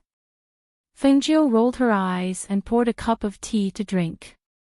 Watching the stall's auntie put food on the table, her eyes couldn't help but brighten. I knew these snacks would taste good. As she spoke, she had already started to eat. Meanwhile, in the restaurant over there, the manager hesitated for a moment before ordering the waiter to send them a roast suckling pig. Smelling the fragrant aroma, the two of them couldn't help but swallow their saliva. They picked it up with their chopsticks and took big bites. After eating at the stall, the two found an inn to take a bath and rest. In the guest room, Fengzhou sat cross-legged to adjust her qi. After cultivating for a while, she took out the flower-like original spirit from the space. Chirp! When the little thing saw her, it affectionately stuck to her palm, letting her knead and pinch it. It still blinked a pair of clear eyes and stared at her. Spirit refinement. She thought for a while, took the original spirit back into the space, and then lay down on the bed. Spirit refinement, she had only heard of it from the old woman. She had never heard of it anywhere else. How exactly did spirit refinement do it? She closed her eyes and pondered. When her divine sense touched the green lotus seed in her dantian, she couldn't help but be startled. Originally, she didn't pay attention, but now that she looked at it, why did it seem that the life aura had weakened a lot? Even the light had dimmed a little. Just as she was deep in thought, she suddenly heard a sound coming from the roof. She tilted her head slightly to listen. It was the sound of footsteps. Although they were very light, with her nascent soul cultivation, she could still hear them. But she did not mind the noise as it passed over her roof and went off in another direction. In this world, it would be strange if there was peace. As for things that had nothing to do with her, it was better for her to stay out of it. As she thought this, she continued to sleep. However, when she heard a cry of surprise, she frowned, jumped up, and headed outside. "Ah! Little beggar, save me." It was Zhu Yu's voice. Perhaps because he had eaten and slept well, his voice sounded louder and more energetic. However, his current situation was not very good. He was being carried out by two black-clothed men and was about to step onto the roof and leave. "Don't catch me. You sure have a lot of troubles." Fengzhou's voice appeared in the night. Looking at Zhu Yu, who was being held by two men in black, he couldn't help but sigh in his heart. Sure enough, one can't be a good person casually. This is just too troublesome. And looking at the people in front of her, weren't they the group of people from the evening? Thus, she asked, "Why did you come again? Is it another order from your family's young master?"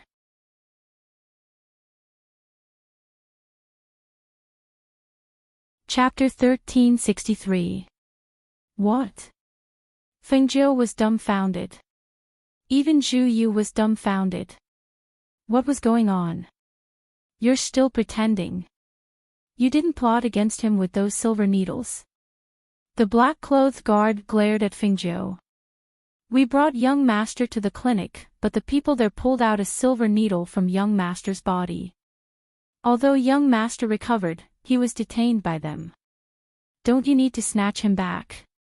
Aren't you very skilled at this?" Fengzhou raised his eyebrows and glanced at them mockingly. If they had the time to kidnap people, why didn't they think of bringing their master out? It was really strange. What did being detained have to do with her?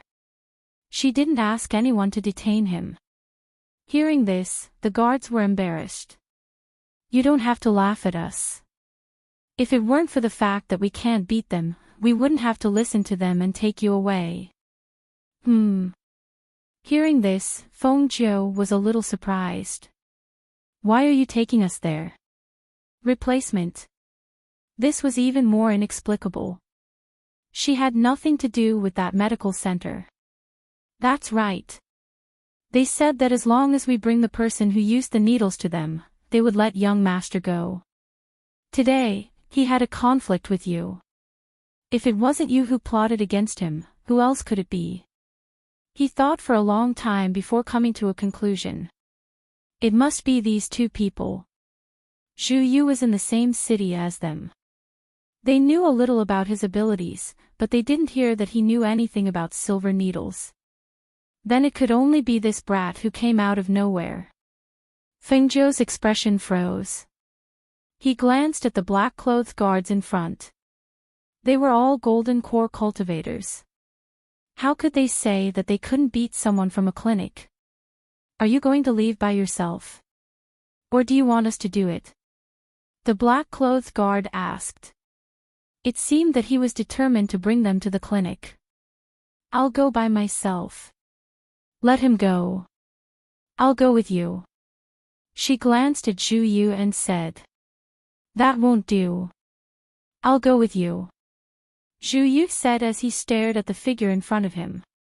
It was all because of him that the little beggar got into trouble. How could he be so disloyal and only let the little beggar go with these people? If something were to happen to him. For a moment, countless thoughts flashed through his mind. If he was taken by them, would he be killed? Was that clinic a black clinic? Otherwise, why would they detain him and not let him go? Why did they want him to go there? Would he be able to come back alive? The more he thought about it, the paler his face became. Although he was shocked, looking at the little beggar in front of him who was not frightened and calm, his heart calmed down a bit. He was blessed with good fortune, so he shouldn't die so easily. Thus, Fengzhou and Zhu Yu followed the black-clothed guards to a medical hall located among the shops on the main street. There was a wooden sign hanging in front of the medical hall with the word medicine written on it. Above it was the name of the medical hall, Rejuvenation Hall. It was still midnight. Although the door was closed, the lights in the clinic were still on. Just as Fengzhou was thinking to herself, one of the guards beside her stepped forward and knocked on the door. We've brought him here. Let the person who gave him the needles come in. An old voice came from inside. When that voice came out, the black-robed guards outside trembled imperceptibly. Go in. The guard retreated and opened the door for Fingzhou to enter.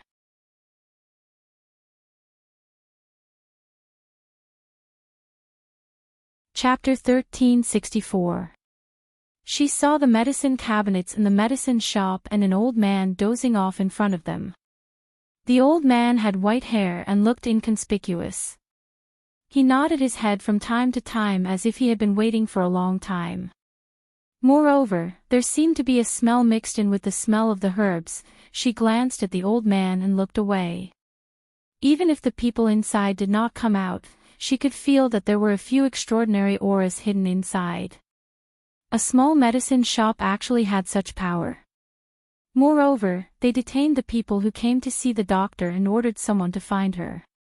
It was obvious that there was a powerful force behind this medicine shop. But why did they want her here? You're here. The dozing old man yawned and stood up. At the same time, he looked at Fingzhou and sized him up quietly. Senior, why did you invite me here? She asked. The old man in charge was a nascent soul cultivator and his strength was not bad. I would like to ask you for a favor. After sizing her up, the old man said directly and walked out with his hands behind his back. Little brother, you must have excellent medical skills and have great attainments in medicine. I only know a little and can't be considered a master. Ha, little brother, you're too modest. The old man smiled and said, this old man will not beat around the bush. When I saw the young master who came to seek medical treatment in the evening, this old man was very surprised, so I asked someone to invite little brother over to see me. Hearing that, Fengzhou smiled and said, I just want to know why you invited me here to give it a try again and again. Ha ha ha, I knew I couldn't hide it from little brother's eyes. This makes me even more certain that little brother has great attainments in medicine. The old man stroked his beard and smiled. It's because I have an old friend. Haha. Fingzhou chuckled and looked at the old man. If it's about treatment, you don't have to say anything. When I'm in a bad mood, I usually don't treat people. You're also a doctor and should know that a doctor's mood is extremely important. Otherwise, if there's any deviation in the treatment, it's hard to say what the consequences will be. Hearing this, the old man's face stiffened and he couldn't smile anymore. He looked at the young man standing there and saw him walk to a chair and sit down. He couldn't help but pause and think for a moment. Then, he stepped forward and said, Little brother, I know it's rude to invite you here in this way. I'll apologize to you first. As he spoke, he cupped his hands and bowed to him without hesitation. After all, no one would bow to him, an old man, to apologize to a young man, but he did so to apologize to Fingzhou. Thinking that they didn't cause any real harm to her and were at most a little rude, she calmed down and said, Do you have a place to rest here? I'm tired, let's talk tomorrow.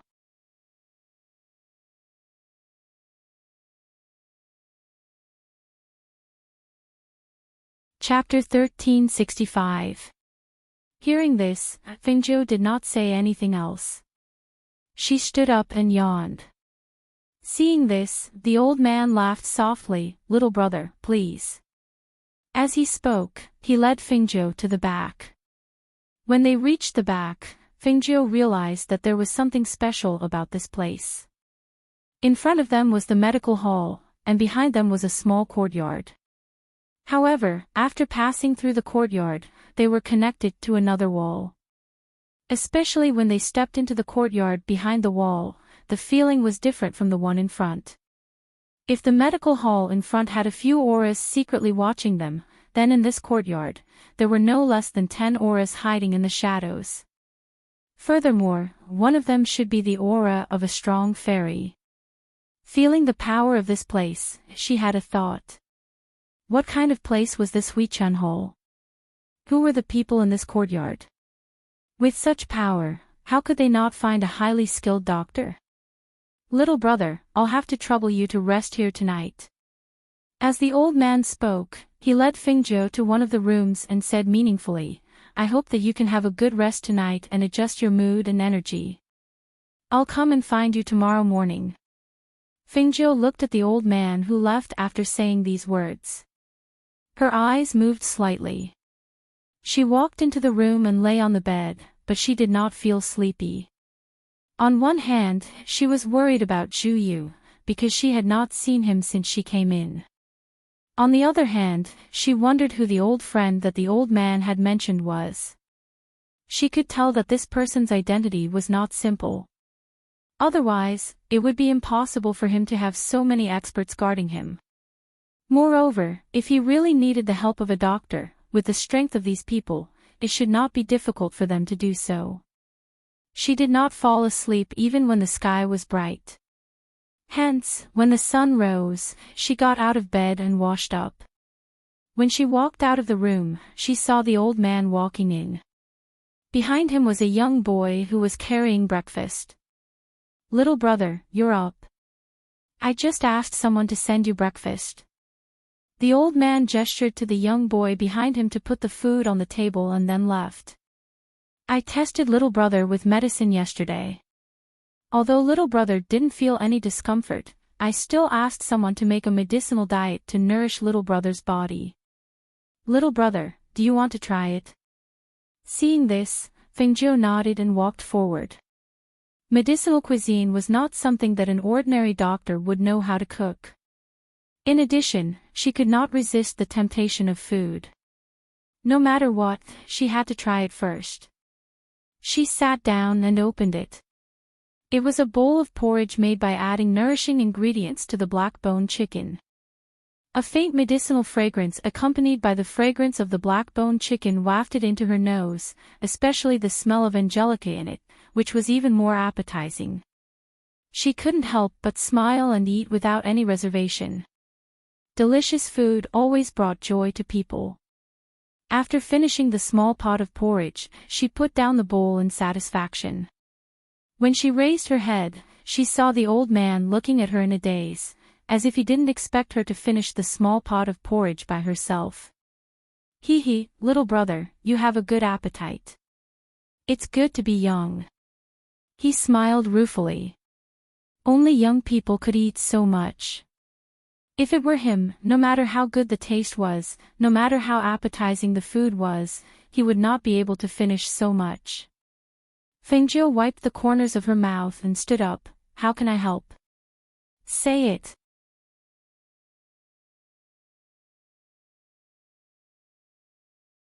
Chapter 1366. Looking at the two men in black standing guard outside, Fingzhou calmly retracted her gaze. After the old man knocked on the door, one of the people inside opened the door and let them in. The moment they entered, the first thing they smelled was the stench of blood and a rotting smell mixed in with the smell of blood. The pungent smell made her frown slightly. She took out a self-made mask from her sleeve and put it on. When the old man saw this, he did not say much. However, the others were not happy when they saw this and thought that he was disdainful. When they came to the bed inside, they saw the masked man lying on the bed. His lower body was only covered with a thin piece of cloth. His entire body was stripped clean. Only the mask on his face prevented others from seeing his face.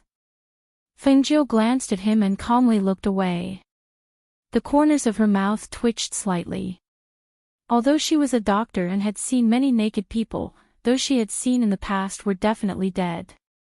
However, among the naked bodies of living men, she had only seen the body of Uncle Xianyuan Mo's. Right now, there was one lying here. Although he was half dead, he was still alive, wasn't he?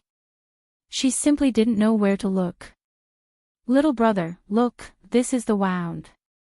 As the old man spoke, he gestured for Fengzhou to look at the wound next to the man's heart. The wound was not big, but it had begun to fester and worsen. The area around the wound had turned black and turned purple, forming a purplish black and red color. The patient has been unconscious for a day. I have checked the wound. I'm afraid that we have to operate on him. However, the wound is near the heart. I am not confident that I can operate on him because it is too dangerous for me to operate on him alone. Therefore, I hope that you can use your acupuncture technique to seal the surrounding acupuncture points and prevent the bleeding from stopping during the operation. Fengjiu nodded. With such a wound, it would be strange if he was not unconscious. Moreover, the wound was near the heart. It was not easy to operate on him there. If he was not careful, he would lose his life here. Therefore, she looked at the wound and checked the person's pulse. She said, the aura in the body is chaotic, and there are toxins acting up. The wound has worsened, and there should be some residue inside. If it is not treated before sunset, the person will definitely die. She told him the results of her diagnosis. However, as soon as she finished speaking, she felt that the air in the room had dropped a few notches. Even the atmosphere seemed a little stifling. Even the old man's heart was heavy. I know we don't have much time left. Little brother, get ready to be my assistant. Help me from the side. At this moment, the old man did not think that Fengjiu's medical skills were better than his. What he thought was that his acupuncture technique was wonderful. If he used it to treat the old man, he might be able to reduce the risk of death. That was why he asked someone to find Fengjiu. The old man, who was already nervous, felt his heart sink even more after hearing Feng Ix's words. Sweat began to form on his forehead. That's right. If he delayed any longer, he would definitely die. While they were busy washing their hands and preparing the tools, Fengjiu just stood to the side and watched after washing his hands. He watched as two guards came over. Under the old man's orders, they carried the person on the bed to a treatment bed.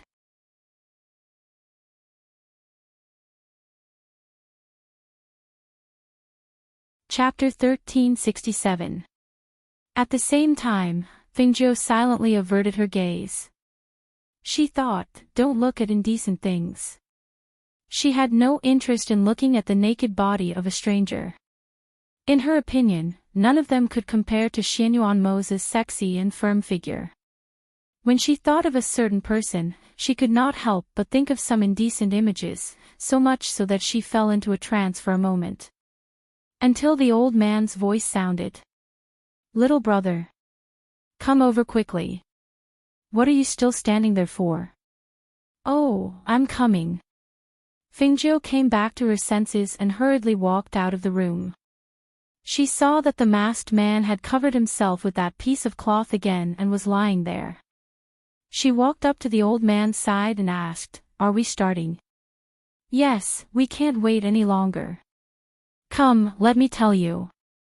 As the old man spoke, he told Fengjiu when to insert the needle, how to insert the needle, and what to do in case of an accident. Before he finished, the old man added, there can't be a single mistake during the insertion of the needle. If there's a mistake and his life is lost because of it, even I can't save you. Yes, I know. I'll be careful. She nodded in response.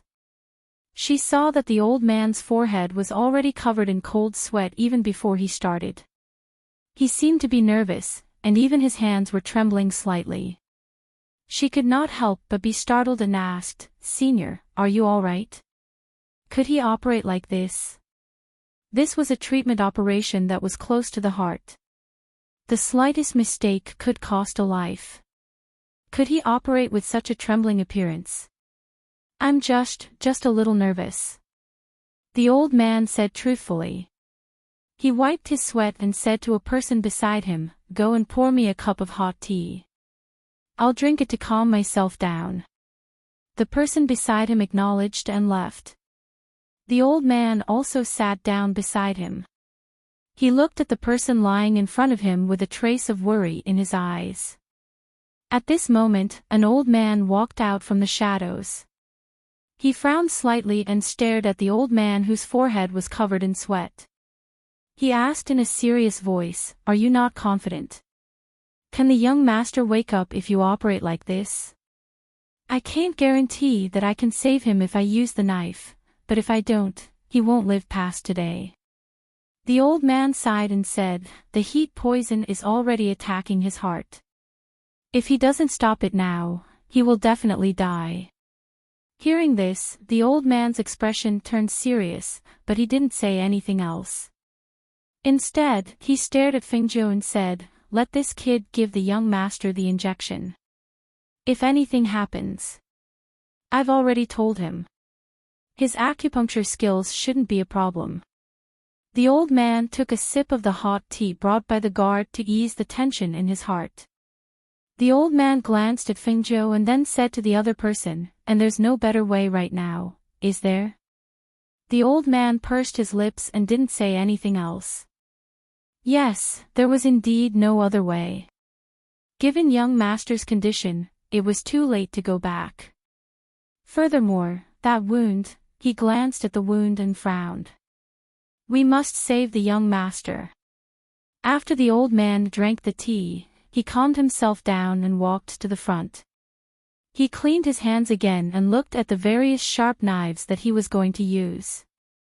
He couldn't help but feel nervous again. He hesitated. Which knife should he use? Fengzhou watched from the side and couldn't help but frown.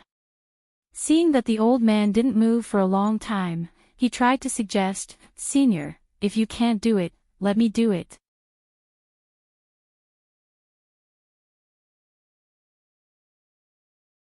Chapter 1368. Since she was going to save him, of course she wanted to save his life. However, looking at the old man, his status was too important, causing him to lose his composure as a doctor. If he lost his composure, how could he be the one to perform the operation? "What? You're going to do it?"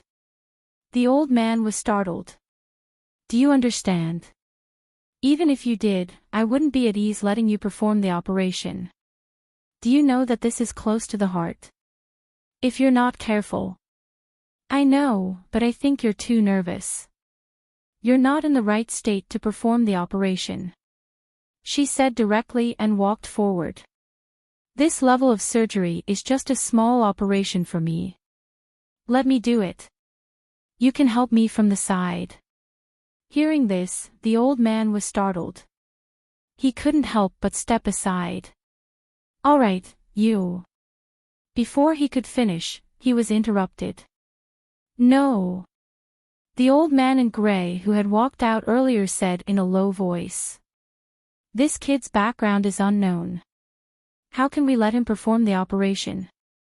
If there's any mistake, the young master's life will be in danger." Hearing this, the old man was in a difficult position.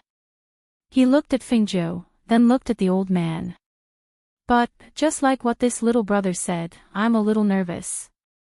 I'm worried." "Then take it easy. You have to be the one to perform the operation," he said with his hands behind his back. He felt that no matter what, letting his own people perform the operation was far more reassuring than letting a stranger perform the operation.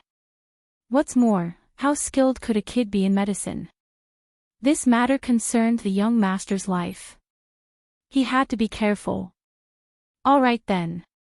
The old man had no choice but to nod in agreement. He calmed his mind and picked up a sharp knife from the side. "There are remnants in the wound. I have to cut open the wound and remove the remnants. During the treatment process, unrelated people should not speak and disturb my mind. Little brother, please seal the acupoints here." "All right." Fengzhou responded. He took out a silver needle and sealed the acupoints. Then, he stood aside and watched. Seeing this, the old man used a small knife to cut open the wound a little. The residue was inside the wound, and along with the black poisonous blood gushing out, it was even more difficult to remove the residue. As time passed, more and more blood flowed out of the wound. However, the shards that remained in the wound had not been removed. This made the old man even more nervous and his mood even heavier. Especially when he felt that his breathing was getting weaker and weaker, cold sweat broke out on his forehead. In the end, his body trembled and he involuntarily retreated. When the others saw this, their hearts sank, especially the old man. He asked, "What's going on?" My ability is limited, I'm afraid," he said in shame, not daring to look into the other's eyes. You're trying to kill young master." The old man was furious, but the boy beside him had already stepped forward and took the knife and tweezers. Immediately, he asked angrily, "What do you want to do?" "To save people." Fengzhou glanced at him. "Of course, you have to pay me." "Not much, just 100,000 gold coins." "Little brother, this is not a joke," the old man hurriedly said. "If you can't save him, I'll bury you with him," another old man warned. You're tuning into the LoveLore Library YouTube channel. We're so grateful for your support, and don't forget to subscribe to join us on this incredible journey through captivating stories. Your generosity through donations truly makes a world of difference, as it's the primary source of revenue that allows me to expand and enhance this channel for you. Thank you from the bottom of my heart for being a part of this adventure.